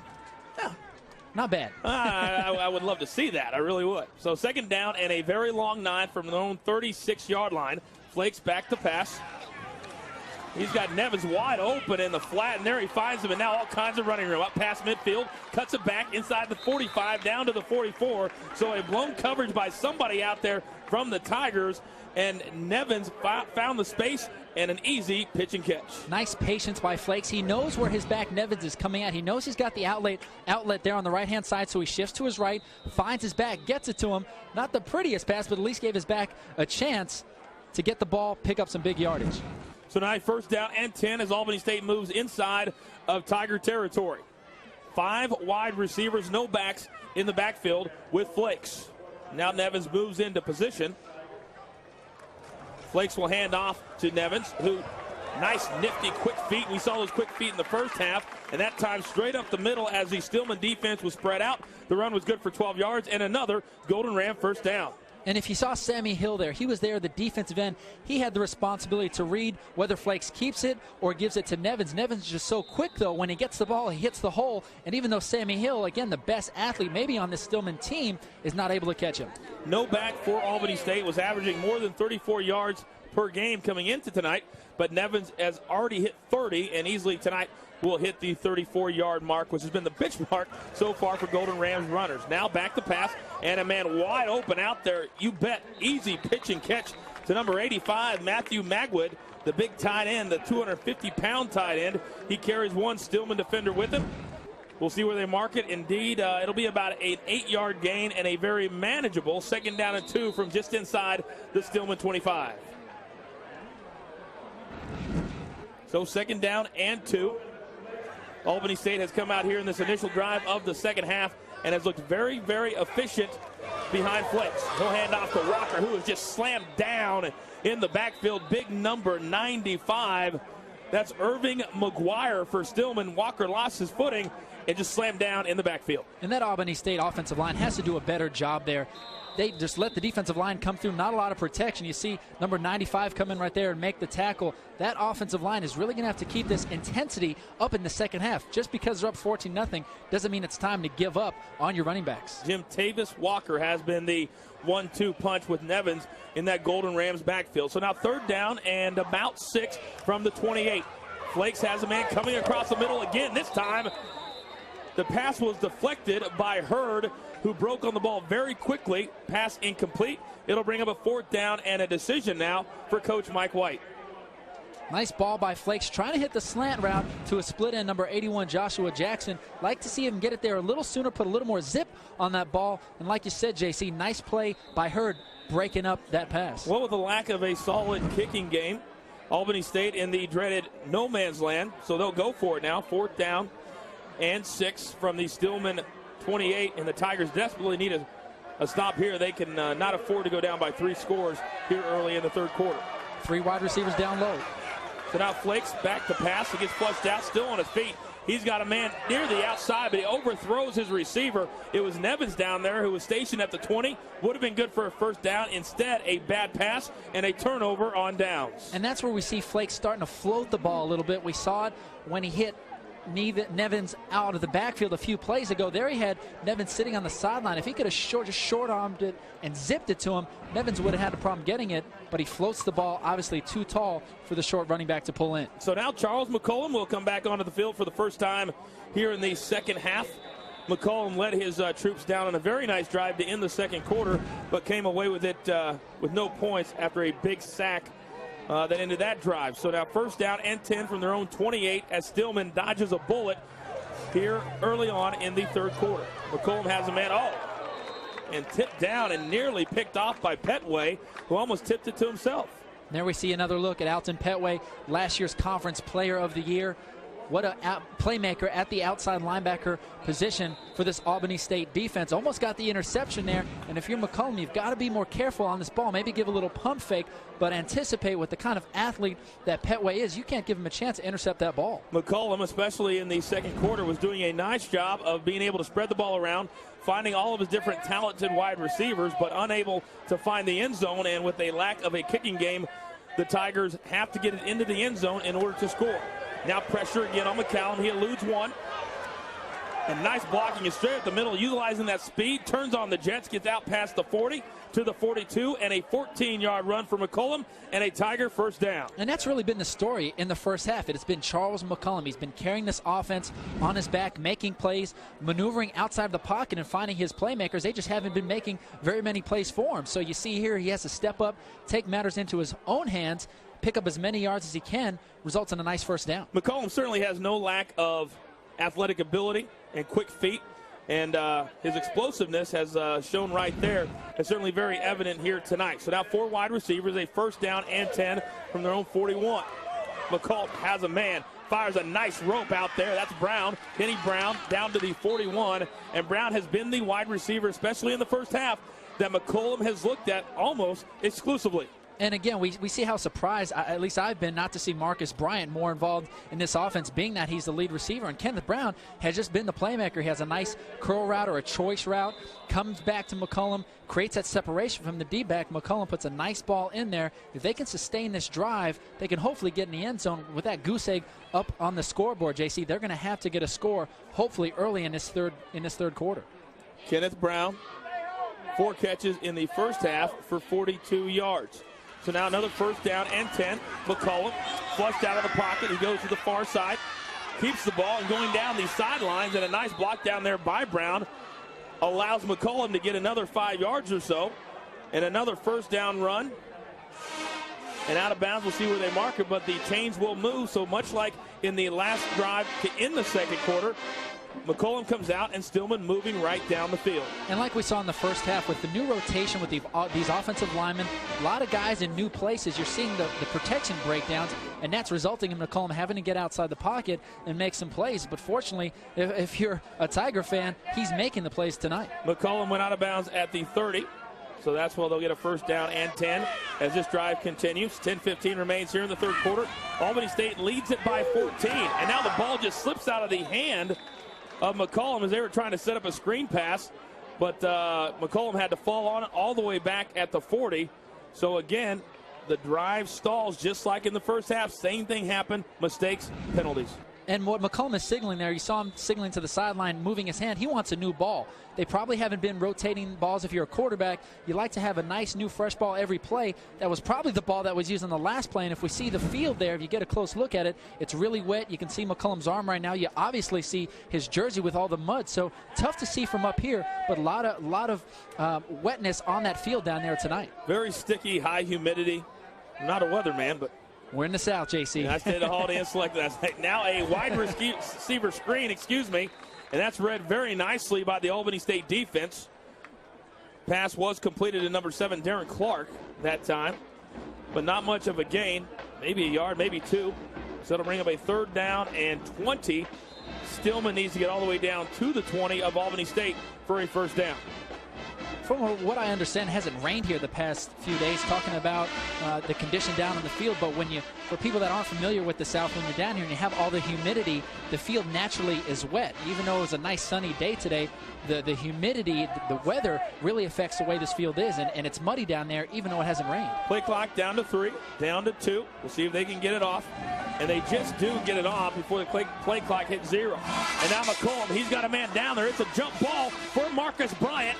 No flags on the play, and nice coverage by number 13, Joshua Chappell from Albany State. McCollum put it out there. Actually a pretty good underthrow, but the ball falls incomplete, and a fourth down and 20 for the Tigers. Nice ball by McCollum. Gives his receiver Bryant a chance, but that's where you see the height differential come into play here. You got Chappell, who's 6'3", Marcus Bryant just 5'11". If 5'11", you can see the big height difference there.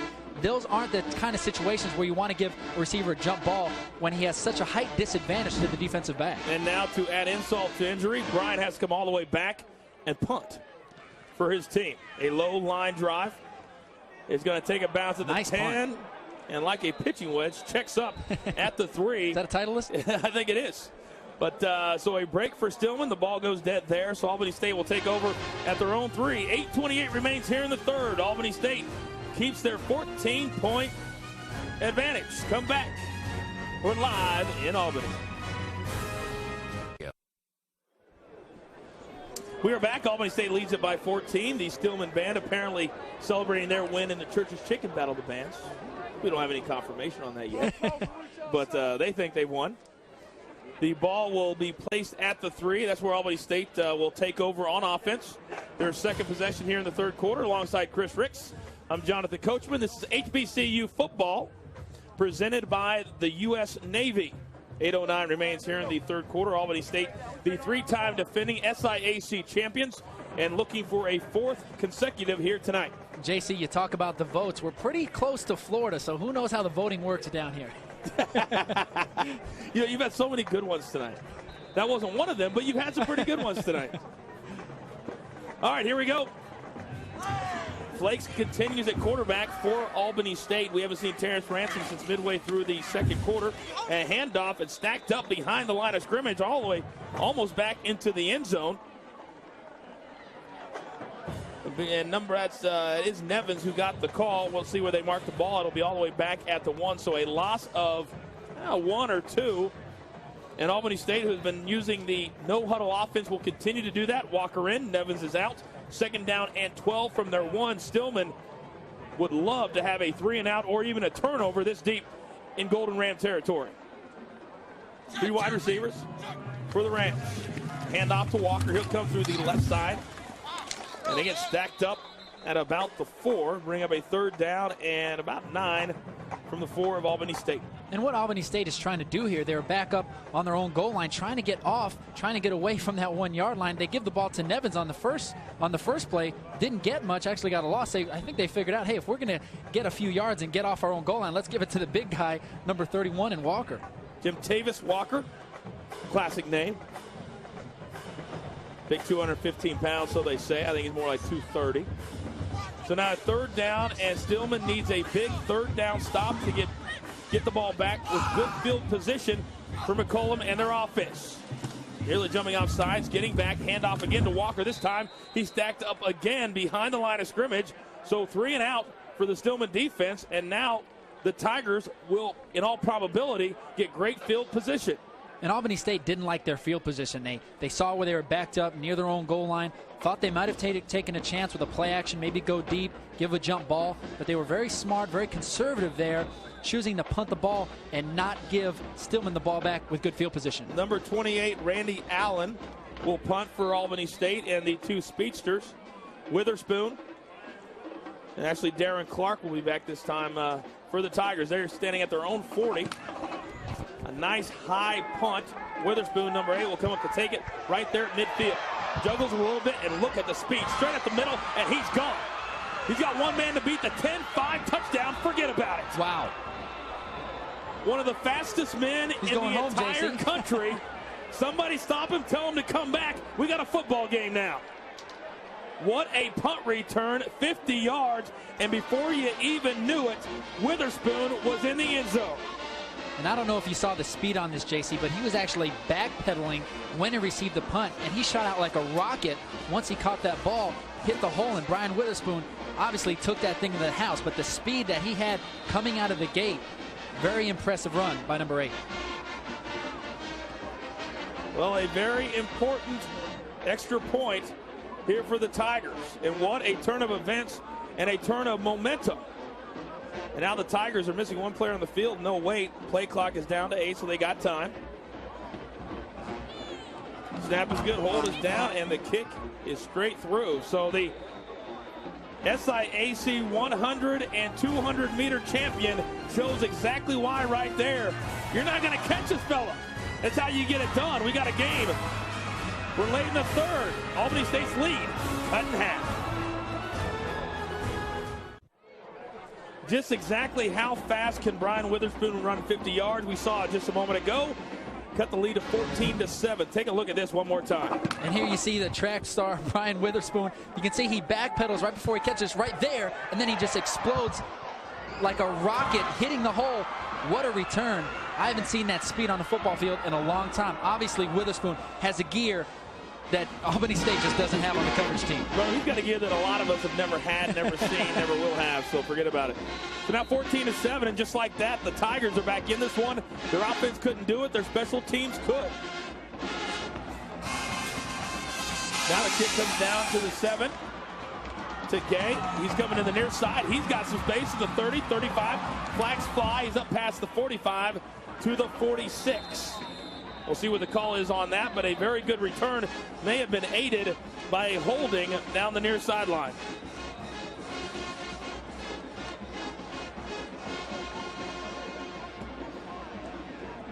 There's a man down on the field for Stillman.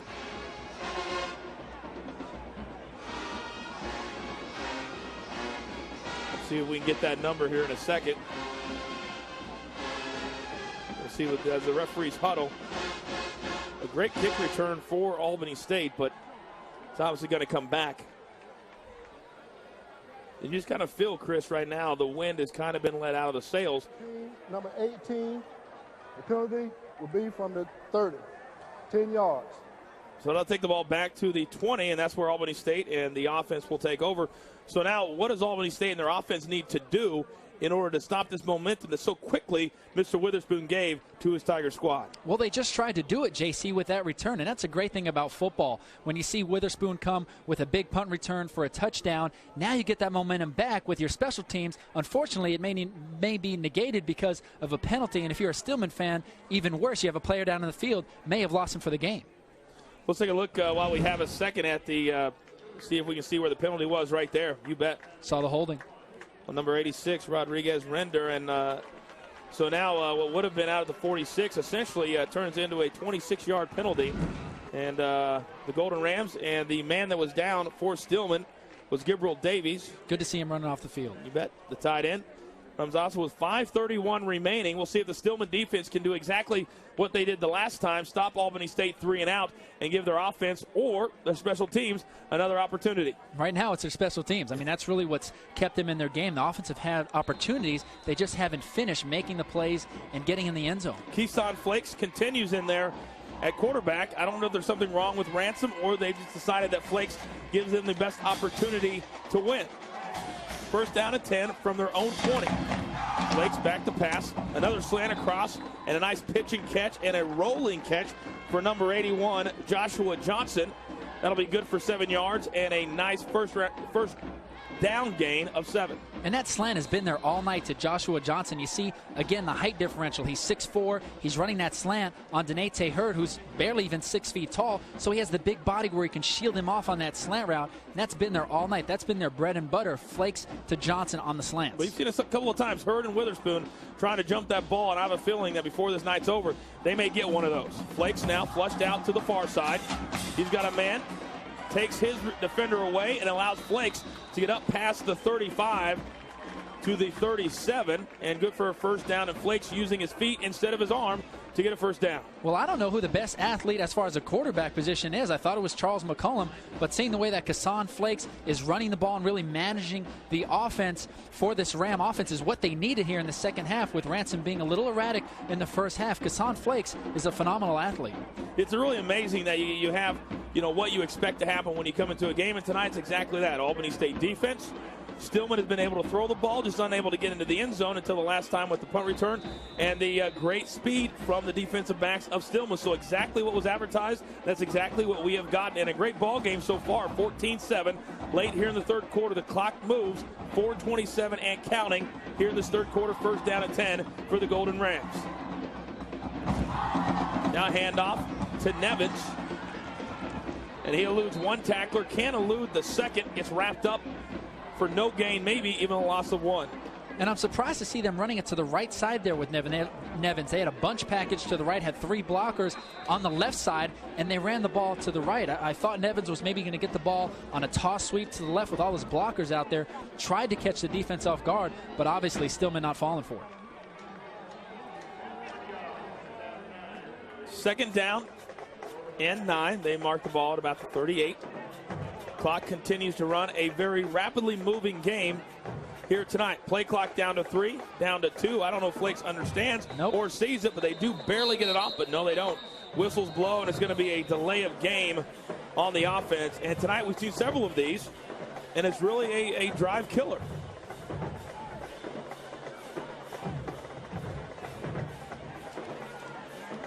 Delay, offense, 5 yards, previous spot. Replay, second down. Well, folks, don't forget to log on to www.buyhbcu.com for exclusive HBCU merchandise. If you want to look as good as Chris Ricks and myself, you're going to have to buy some great merchandise on that website. So log on and see what you can get. Some great stuff to support the HBCU school. So after the 5-yard penalty, Nevins takes it straight up the middle. He has all kinds of room.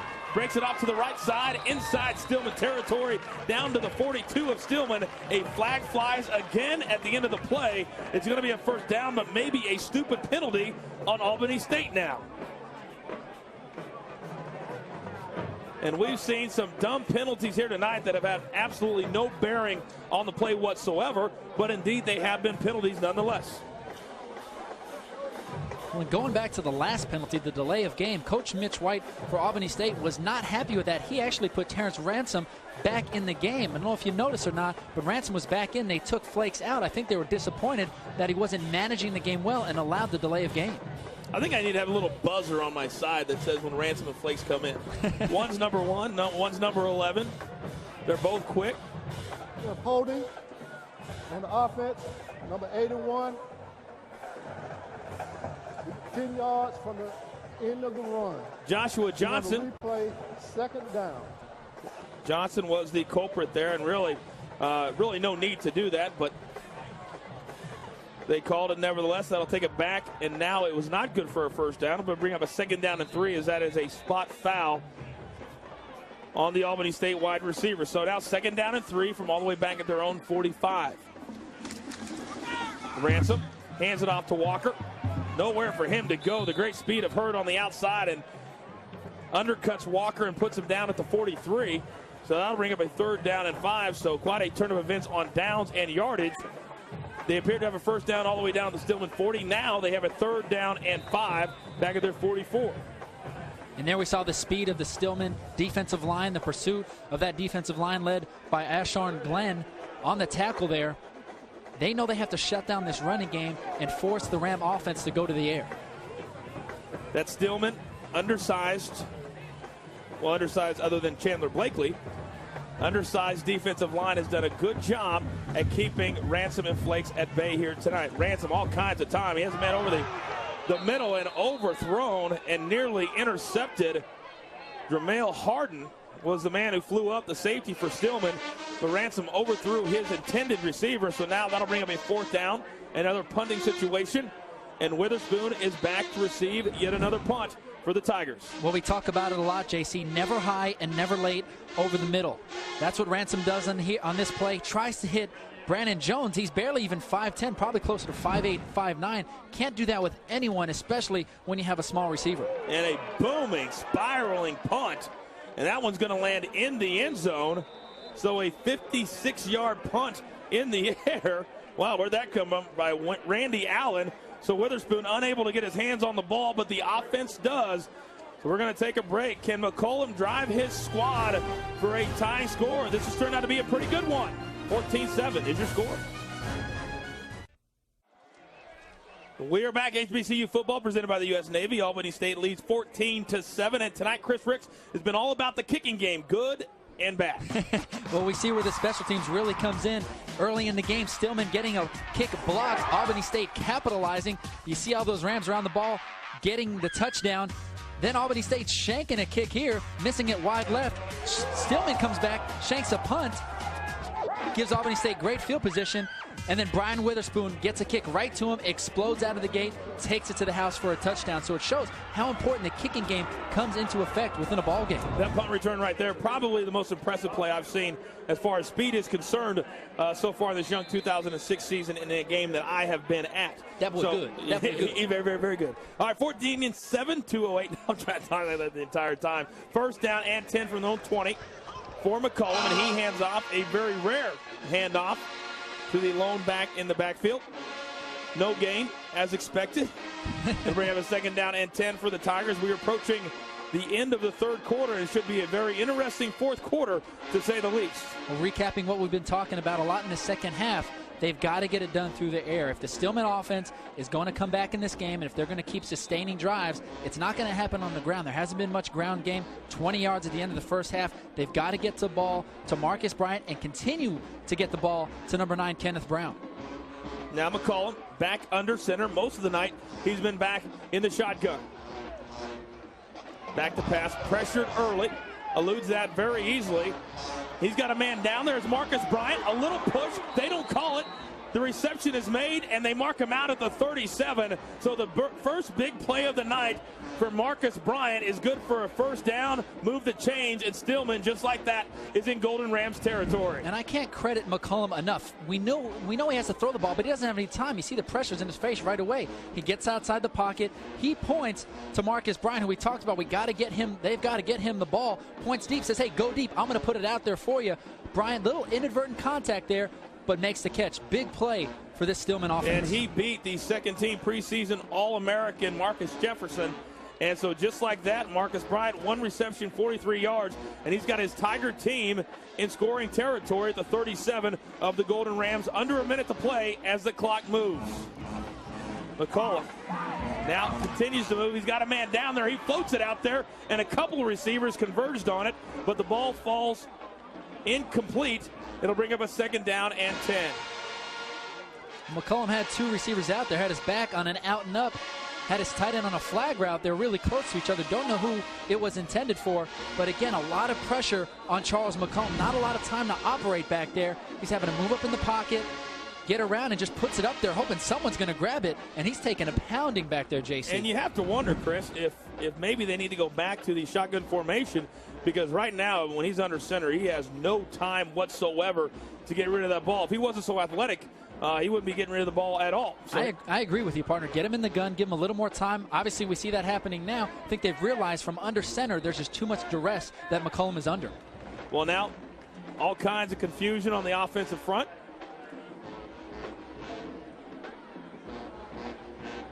And there you have it, another delay of game, as it took entirely too long for the Tiger offense to get set and get a play called in.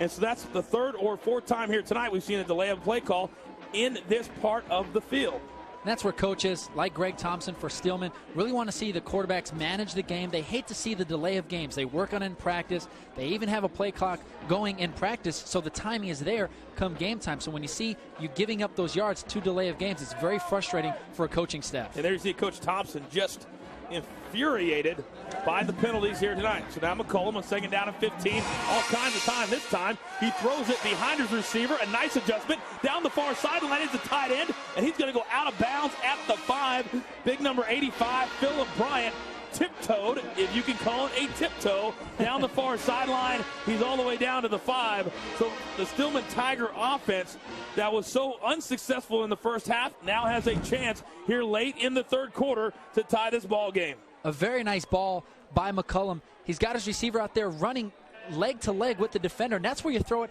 at the back of your receiver's helmet, because only he can see it. The defender can't see it. So McCollum does a good job firing it at the back of his helmet. The receiver's able to turn around and make the catch before the defense even saw what hit him. 1st and goal for the Tigers at the Albany State 7. Stillman, offensively, the deepest penetration here tonight. A pitch to the second back through the backfield. That's Rogers. He's going to be rode down by a couple of Albany State defenders. And that may be the last play of this 3rd quarter, a 3rd quarter dominated by the Stillman Tigers.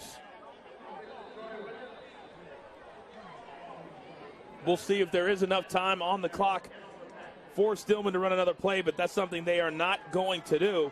They are very, very happy with going to the 4th quarter with a 2nd down and goal at the Albany State 7. So, Chris, obviously the momentum has changed.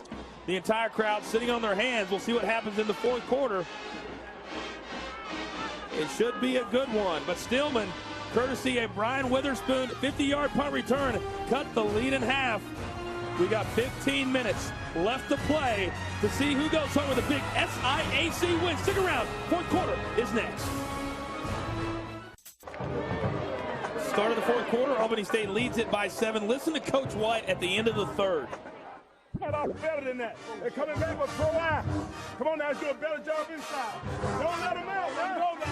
Don't let them in. Don't let them in. Don't let them out. Don't let them up. Don't let them down. Chris, you don't want to help me out with that? He said it all. He said it all. All right, I don't like getting chewed out by coaches. I keep quiet. And now, 2nd down and goal for McCollum from the 7. Oh, and he throws it down there. We'll see if it was intercepted, and indeed it was intercepted. At the 1, intercepted by number 56. That's Troy Williams for Albany State, and a mistake by McCollum trying to force it into his receiver. And there you see getting a talking to. What a huge mistake down near the goal line. Yes, Charles McCollum hearing it from head coach Greg Thompson right there. I know when that's happened in a game. I know down at Florida State when we're in scoring position and someone would turn the ball over, maybe myself, I'd definitely hear it from Coach Bowden and Coach Dickey on that staff. McCollum here, like to see him throw the ball away. There's nothing there. Maybe run out of bounds, but not force something when you know you've got at least 3 points and you're going to have another shot. So you like to see your quarterback live to play another down here. Obviously, McCollum forces it, results in an interception. Forcing it to Bryan. Troy Williams cuts in front, makes a huge interception. So now Albany State takes over at their own 1, first down and 10, just inside of the 2. So Stillman appeared to be on the verge of tying this ball game up. And now a handoff to Nevins, the lone running back. He gets 1, maybe 2. And when we talked to Coach Thompson on the phone, and he said, you know, against Tuskegee, we should have won except for those turnovers. Well, now you see some huge turnovers for McCollum, who's done a good job tonight moving the team, but unable to get it in the end zone. Well, we started to see the momentum changing. You know that Coach Greg Thompson gave it to them in the locker room at halftime, said, you know, guys, we haven't won a conference game. We've got to come back. We're better than this. And to see them shoot themselves in the foot like that, very frustrating for a head coach. And now again, Nevins eludes one tackler and just gets blasted at the goal line. Big number 52 there again, Harvey Logan. We've called his name a lot here tonight. And a loss of 1. Nevins is slow to get up. So now a huge third down opportunity for the Tigers defense. Third down and a long 10 for the Albany State offense. And the Stillman defense knows they have to step up. They know the offense has been making a lot of plays. They've missed their opportunities. Special teams, when they get their chance, is going to do what they can. But this Stillman defense knows that they're going to have to step up and make plays if they're going to have a chance to win this ball game. Still going with that no-huddle offense. A big third down play. We'll see what the Golden Rams decide to do. They hand it straight up the middle again, and barely getting out of the end zone is Nevins. The Tiger defense asking for a safety. They're not going to get it, but what they will get is a fourth down and a punting opportunity. And Witherspoon is back now for the Tigers once again. So great defense for Stillman. And that's where if you're Charles McCollum, you're very thankful for your defense. You give up a scoring opportunity, and just like that, you get the ball back. That's where you go over to those defensive benches. Hey, guys, thanks for getting me the ball back. I won't make that mistake again. So now Randy Allen back to punt. Snap is good. The kick is up, a high, booming kick. It's going to come down to Witherspoon at the 44. He takes it. He goes to the right. Now cuts it up the middle. Flags fly. And he's finally taken down at the 32, but a flag back at the 42. So again, Stillman maybe pushed backwards after they would have had excellent field position. Well, I'm surprised to see Albany State kicking the ball to Witherspoon again after what happened last time, and I'm amazed to see the burst that he has, JC. Once he catches that ball, how fast he takes off. If I'm Albany State, I'm not kicking the ball to that guy anymore. Well, it's amazing, really, how fast this kid is. We had a block in the back on the return team, number 41. That's a 10-yard penalty. It'll be first down. So they'll move it back from the spot of the foul and mark the ball back in Stillman territory at the 46. And that's where Charles McCollum and the offense will attempt to go back down the field again. And at any point, does this start to get disheartening when you continue to drive the ball and you're not able to get the ball into the end zone? It is frustrating for your teammates and for your coaches, but this is where we see the undiscipline of the teams coming into effect. It's still early in the season. These guys are still trying to fill out their assignments. They've been practicing but haven't had a lot of game experience. It's going to have to catch up with them throughout the season, learning from their mistakes and watching that film. 12-15 and counting here in this fourth quarter. Clock starts, so does this drive for McCollum. And now he's out of the pocket, and he's just going to throw the ball away, something he probably should have done on the last drive all the way down the goal line. It'll bring up a second down and 10 for the Tigers offense. He learned. You must unlearn what you have learned. You learn just like you and your movies.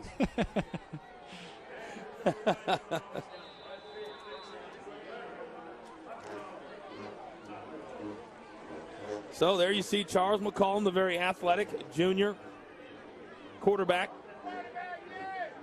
for Stillman. The ball at the 46. 4 wide receivers for the Tigers. Spreading it out.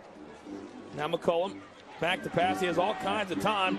He's looking down the far sideline. He's got a man out there, but just overthrows him and throws it too far right. He had a man who was wide open, but McCollum just a little bit off on the pass.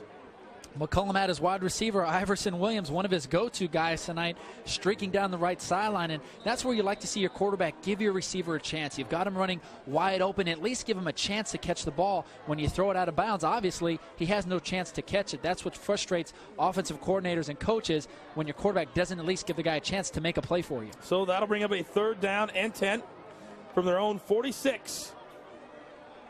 Albany State defense tonight has not allowed a touchdown. The lone Stillman touchdown coming on that 50-yard punt return by Brian Witherspoon.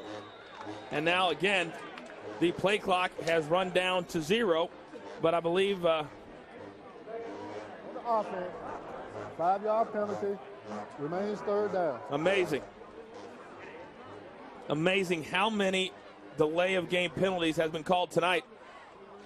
Rally killers, you can call them what you want, but right now Stillman needs to find a better way of getting their play in and getting to the line of scrimmage. And if you're Charles McCollum, you can't beat yourself up over that. I know how frustrated he was throwing the ball out of bounds, not giving his receiver a chance, but that's where you've got to come back, look at the sideline, say, hey, give me the play. He was open, I'll hit him next time. Obviously, they were lacking and not taking advantage of the time, resulting in a delay of game. And now 3rd down and 15, and a man wide open in the near side.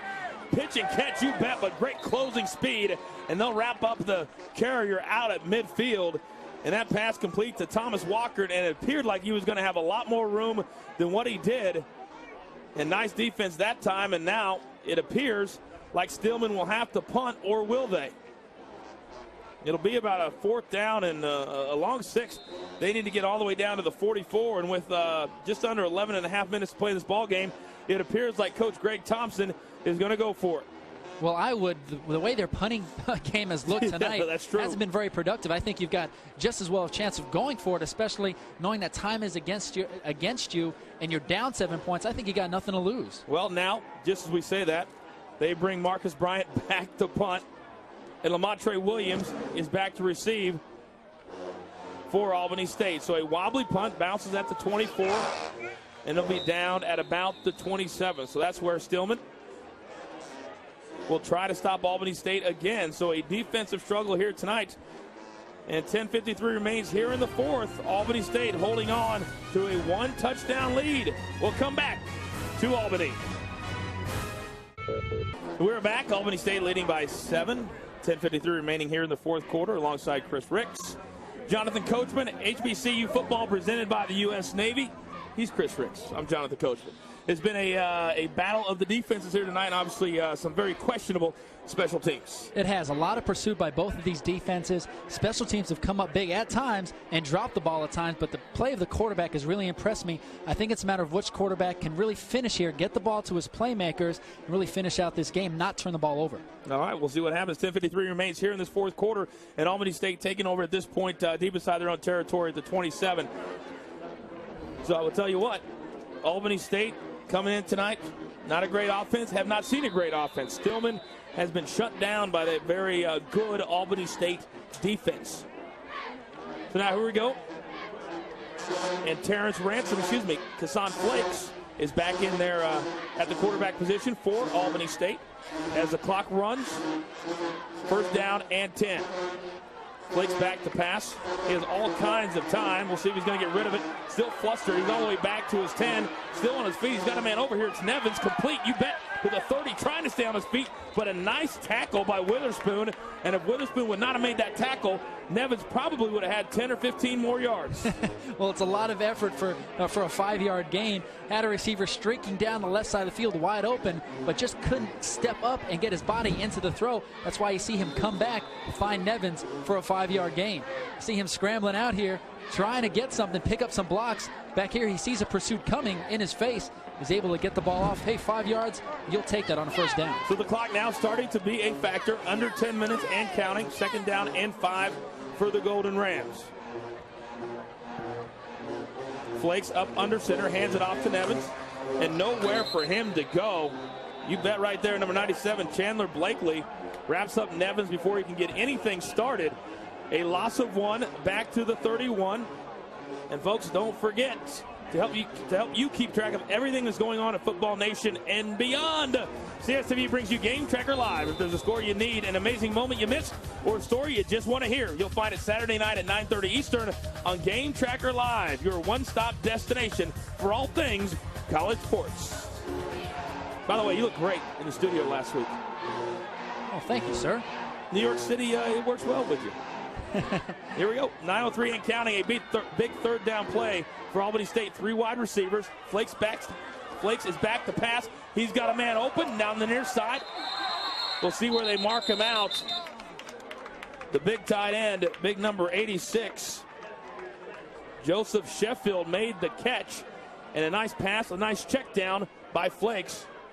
And a first down, and a big first down for the Golden Rams. Nice job by Flakes, getting outside the pocket, letting his guys get open. He's got a drag route, finds his man, he's open. And I'm really interested to see what Donald Pittman, the offensive coordinator for this Albany State team, is going to do right now. They know they need another score because if Stillman gets it back and they get a score, we're tied up. I'm interested to see if they're going to try to run the clock out or if they're going to keep throwing the ball, trying to get another score up on that board. Excuse me, that was Rodriguez Render, the new tight end for Albany State. So now 3 wide receivers going with the spread. Once again, Flakes is back to pass.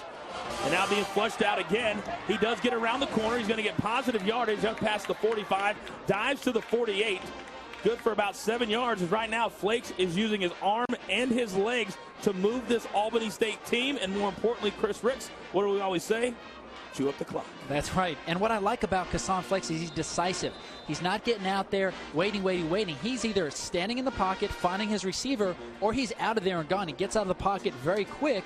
Didn't look like he picked up much, but he gets a nice couple yards there, that much closer to the first down. You see his numbers here. He's been very efficient throwing the ball, and as we've seen, running the ball as well. 6 carries, 29 yards, and a touchdown. He's really taking control of this offense when Terrence Ransom wasn't. We are just about halfway through this fourth quarter. Handoff to Nevins. Breaks it to the outside. Breaks a couple of tackles. Way to stay on his feet, and a late hit, not called. We'll see where they mark him out of bounds and down at. We'll see if he has enough for the first down. Albany State moving the chains. The clock continuing to run, becoming an ally of the Golden Rams. And Gary Nevins is tired. He has run the ball a lot tonight. He's run the ball very hard. He's not the biggest guy. You see the shot he took in the back right there. Those are things you don't miss as former players. Getting those shots in the back, waking up the next day very sore. Gary Nevins, you see him bending over right now.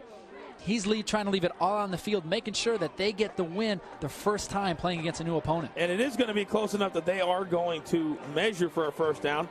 And Chris, I was going to ask you a question. You know, playing on a Thursday night, I know at Florida State you guys played a lot on Thursday nights. Did you like playing since a lot of the times you would have 10 days to rest, or did it throw off your whole competing, getting ready for the game type of schedule? Well, JC, there's pros and cons to both. I mean, the great thing about Thursday night is it's not a Saturday. There's not a lot of other games on. You get all that attention. But the con is really when you have a short week to prepare for that game, but then it comes back. You have the weekend off, and you have more time to rest and prepare for your next game. So you got to take the good and the bad when you get those Thursday night games. Well, I know that normally on a Friday and Saturday you were always out, Tallahassee. Not you? That was another guy. Peter Boulware. Yeah, no, not Peter Boulware. No, sir.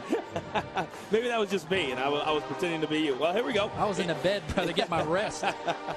It was good for a first down, so Albany State, another fresh set of 3 downs, leading by 7, and the clock continues to run, approaching 7 minutes to go here in this fourth quarter. Stillman needs to figure out a way to get a turnover, get the ball back on downs. They are losing time rapidly, and time is running out for the Tigers.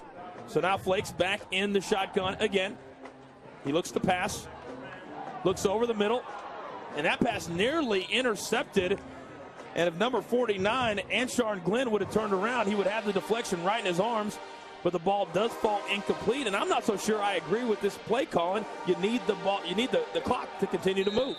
But again, getting back to my point, JC, they know that one score puts Stillman right back in this ball game, so they know what's been working for them has been throwing the ball. They haven't been very successful running the ball, so you've got to kind of pick your poison there and try to go for another score. Well, there you can see a lot of physical.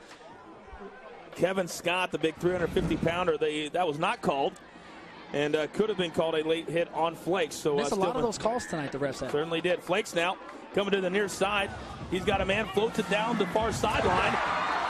The pass is ruled incomplete, and appeared to me like he may have gotten 1 foot down in bounds, but the referee said he did not. Think they'll review it, JC?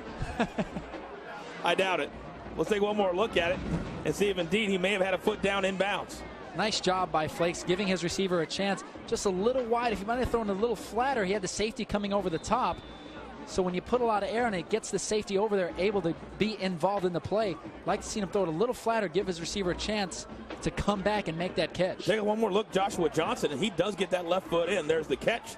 There's 1 foot.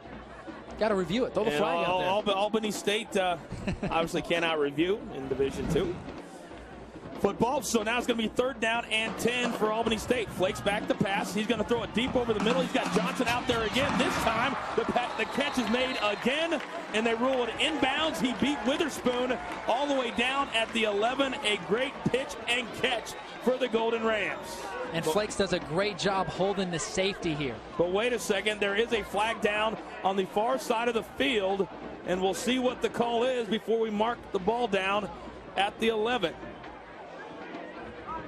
What a huge call this is going to be either way. This is where the penalties come to bite you in the butt.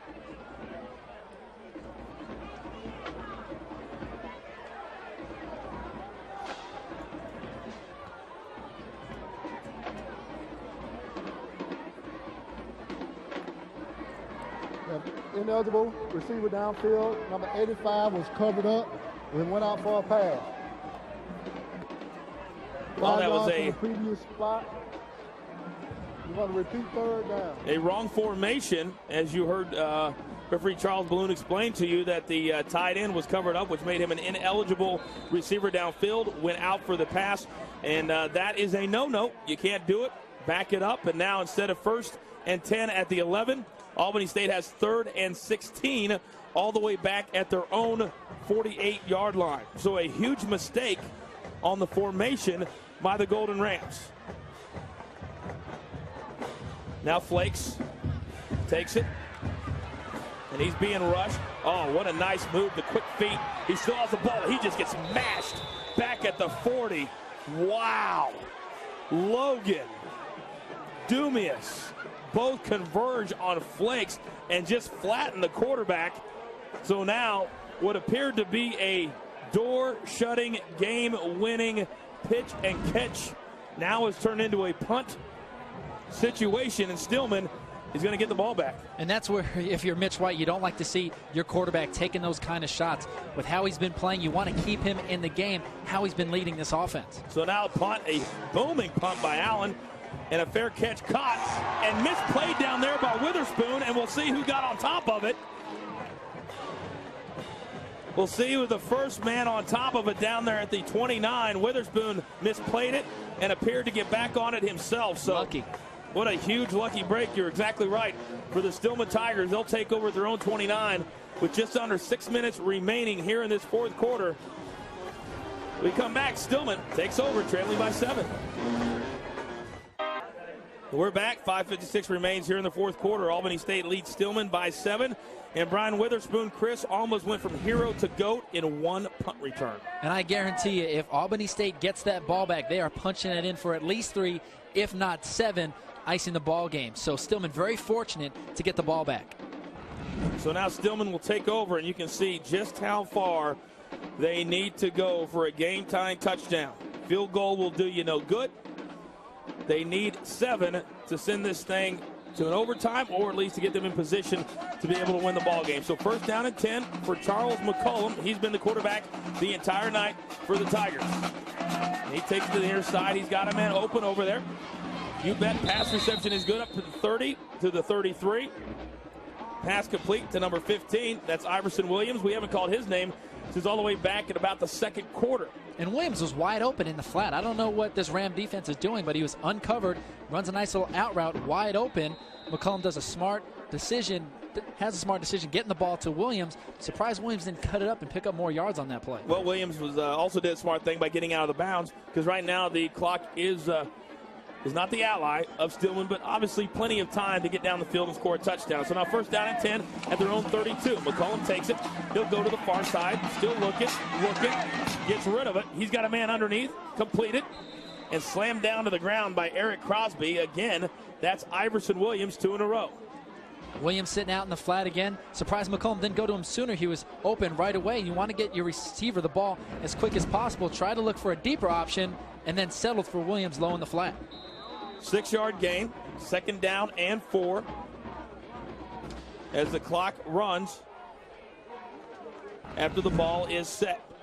Approaching 5 minutes to play here in this fourth quarter. A defensive battle, a very evenly matched ball game here tonight between Albany State and Stillman. So now the inside handoff to the running back up past the 40 to the 42. We'll see where they mark it. It's probably going to be just shy of a first down as the clock continues to run. Stillman doing a nice job mixing it up there. They start the drive off with 2 pass plays, come back running the ball, trying to keep this Ram defense on their heels. But you've got to tip your hat to Charles McCollum. He's done a very good job tonight managing this offense, running this offense, and he's fighting out there. You see his uniform. He's playing. He wants to get the first conference win for this Stillman Tiger Ball Club. First and 10. It was just good enough for a first down. Now McCollum, he's got a man underneath, but unable to, he does get out of the tackle. He gets up past the 40 and makes it into positive yardage. What a hard-fought run. Good for 5 yards up to the 47 when it appeared like it would be at least a 5 or 6 yard loss. Stillman may not win this ball game, but Charles McCollum is a competitor. We just commented on how he's fighting out there. I don't know how you get away from both of those defenders one-on-one. He's able to pick up some yards rather than a 5 or 6 yard loss. And one of those defenders was Mr. Petway. And there haven't been too many receivers, running backs, or quarterbacks that have gotten out of his hands the last couple of years. Well, now under 4 minutes to play. Second down and 5 from their own 47. 4 wide receivers, 1 running back for Stillman.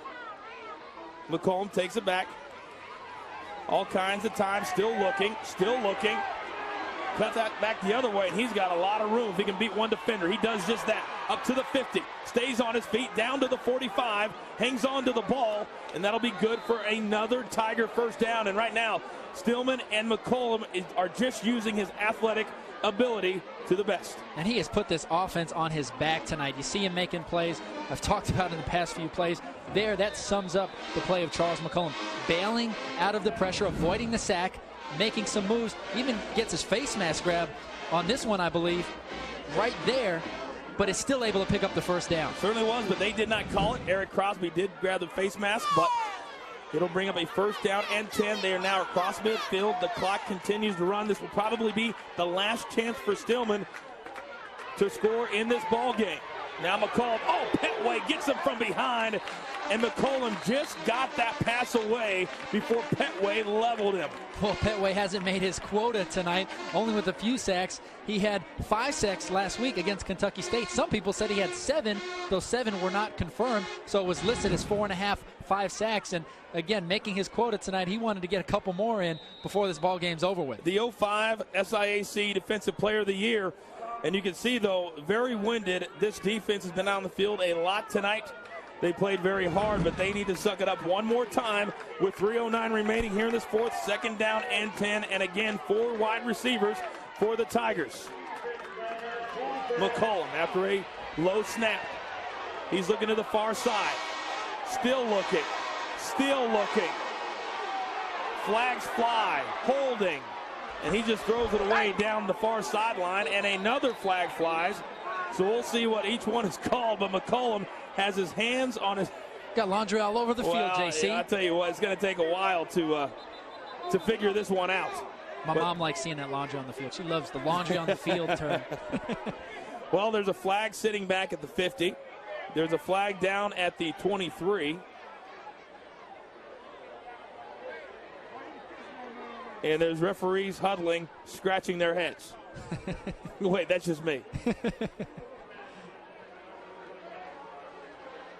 So it'll be interesting to see what this call is. That was a second down play, second down and 10.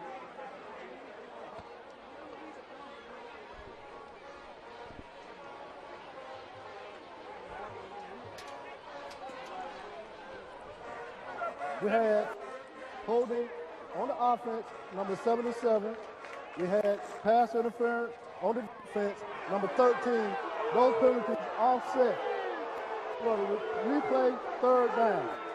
Well, we're actually going to replay second down, but the offsetting penalties, actually a huge break for Stillman. The holding penalty was called early on in that play, and the pass interference was deep into that play. So wipe it out, and we'll replay that second down. And the home crowd here at Albany State did not like that call.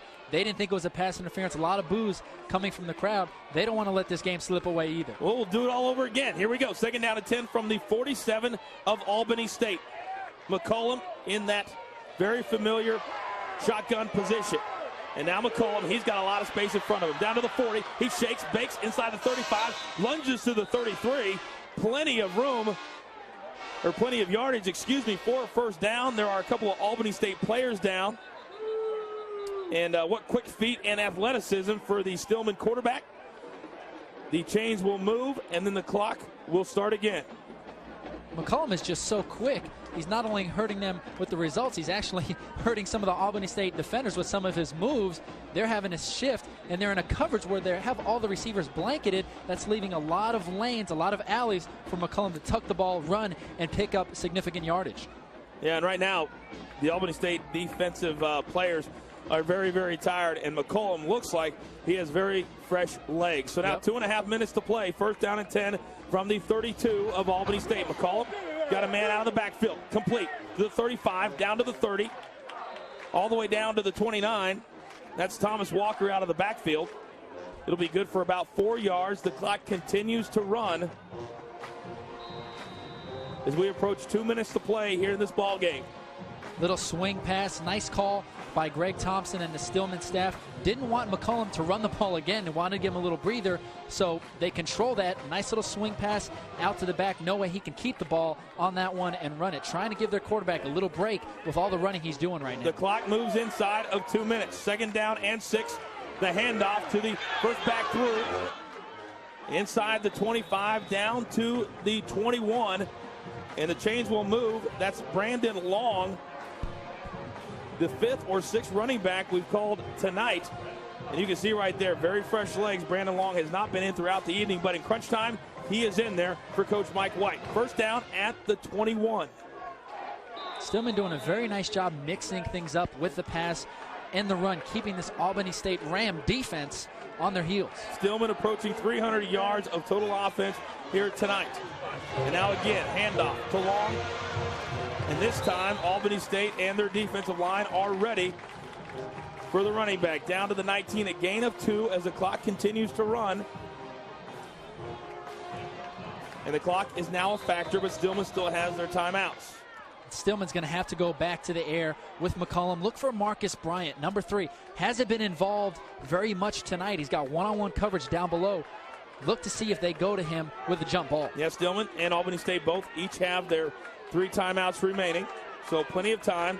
And now the Tigers are going to take one of those timeouts, as there is no time to make any more foolish mistakes like the Tigers have made earlier this half. A big second down play when we come back. We are back. 56 seconds remain here in the fourth quarter. 14-7, Albany State on top. Now let's take a look at the Volkswagen drive of the game. It's not really a drive of the game. It was just one play. It was Brian Witherspoon taking this kick to the house. We saw the burst. We see the athleticism, the track star. See the speed that he has. And he's really been the savior for this Stillman team. The only reason they're on the board tonight. And it was the one play that has allowed Stillman to even be in this situation. And that is a second down and 9. They're inside of the Albany State 20. That's what I just said. I know you did. Is there an echo in here? Yeah, I think there is. 55 seconds remain. Charles McCollum has 4 wide receivers. There you see the big man Petway. He's been stellar here tonight. Can he make one more big play for the Golden Rams? Now McCollum back to pass. He's got a man out of the backfield, but it is dropped out there.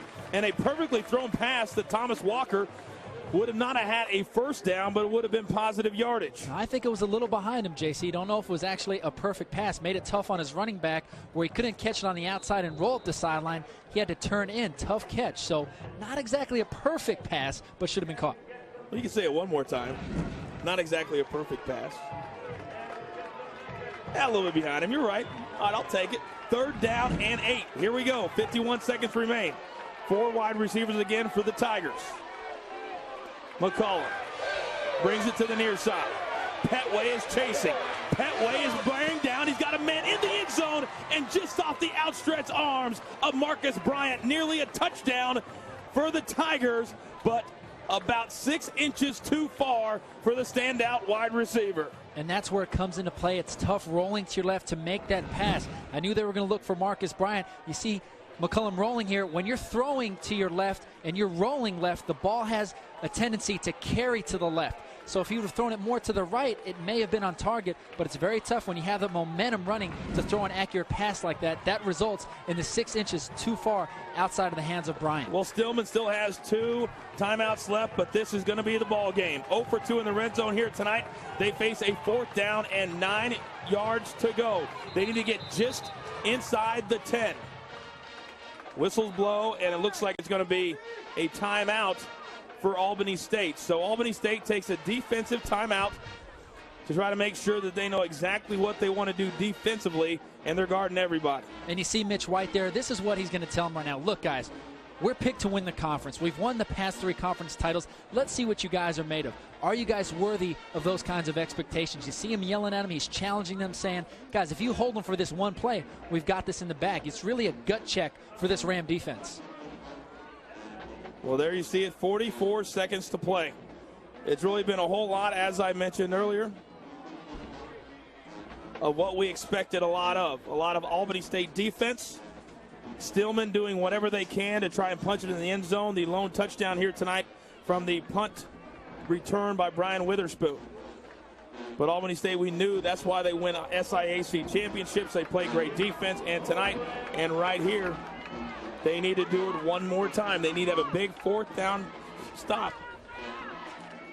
for Stillman and McCollum and their offense. You know, so what would you call if you were the offensive coordinator right now? Well, they've got to be safe, but they've also got to go for a score. Obviously, 3 points is not going to do it. You've got to be aggressive. Look for them to go to the outside to their talented receivers. They haven't been running the ball well, so I think you got to go to there if you're going to get in the end zone. Oh, here we go. 4th down and 9 from just inside the 20. McCollum is down under center. This is the ball game. McCollum back to pass.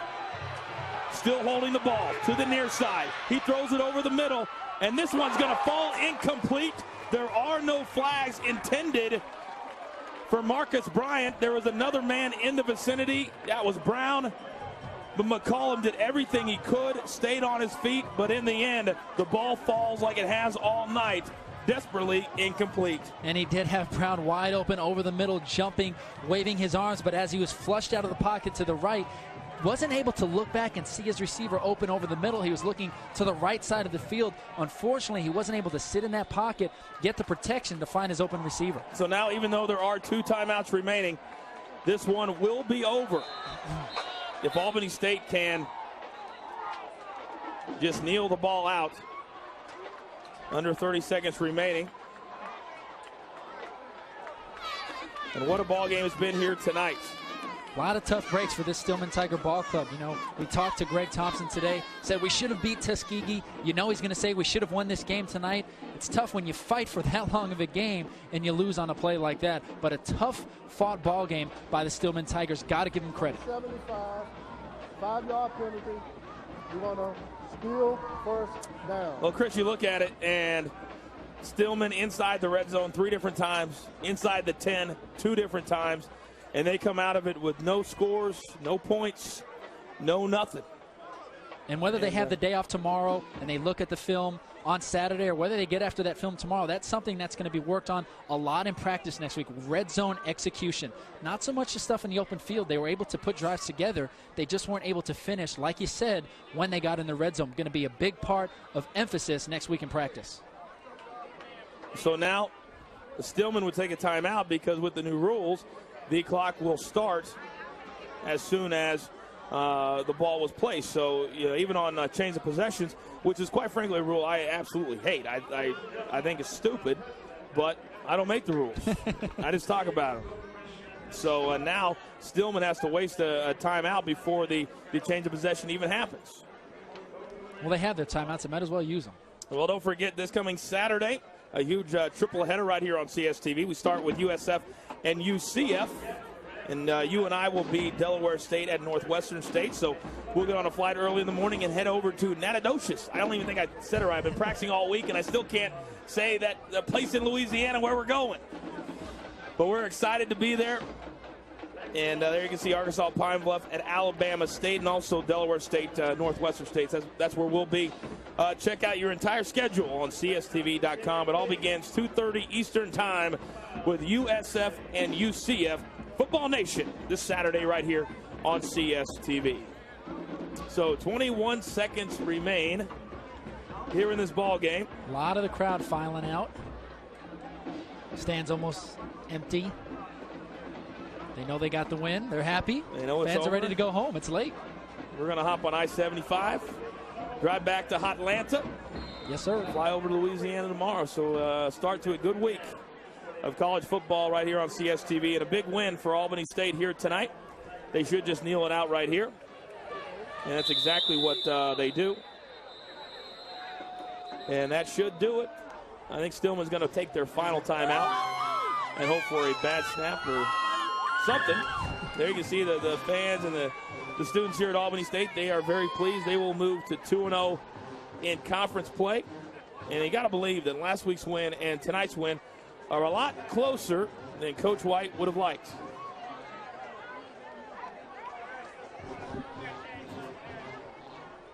Final timeout for the Tigers with 15 seconds remaining here in this fourth quarter. And last week we saw a Lane College team that was much better than we expected. Kisson Flakes.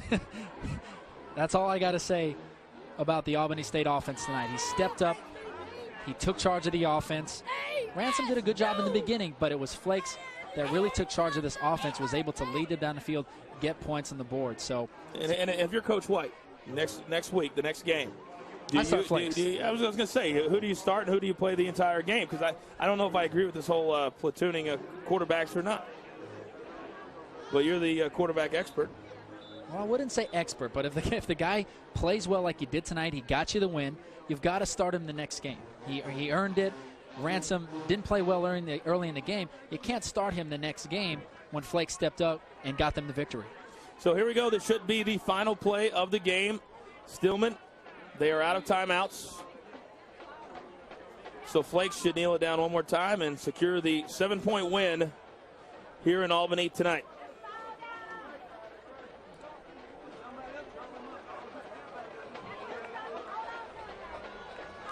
And Flakes does kneel it down, and that's going to do it as the clock runs out.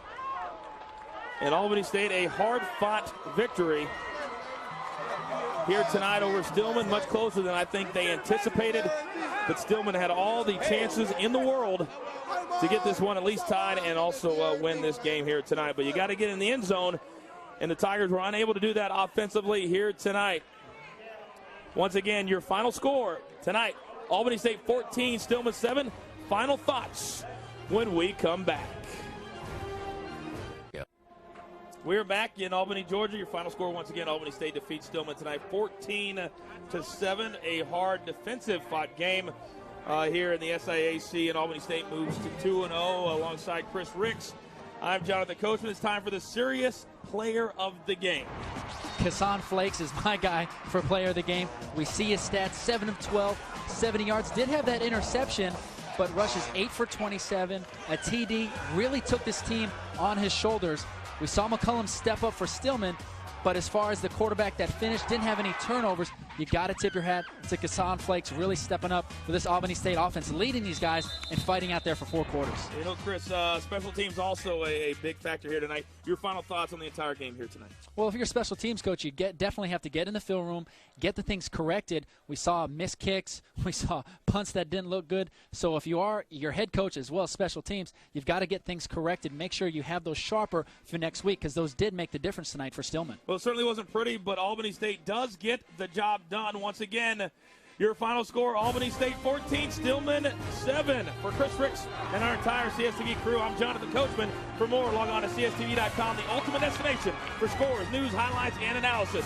This has been a presentation of CSTV College Sports Television, the 24-hour college sports network from CBS Sports. So long from Albany Municipal Stadium in Albany, Georgia. Remember, make every day a great day. Thanks for watching. Good night, everybody.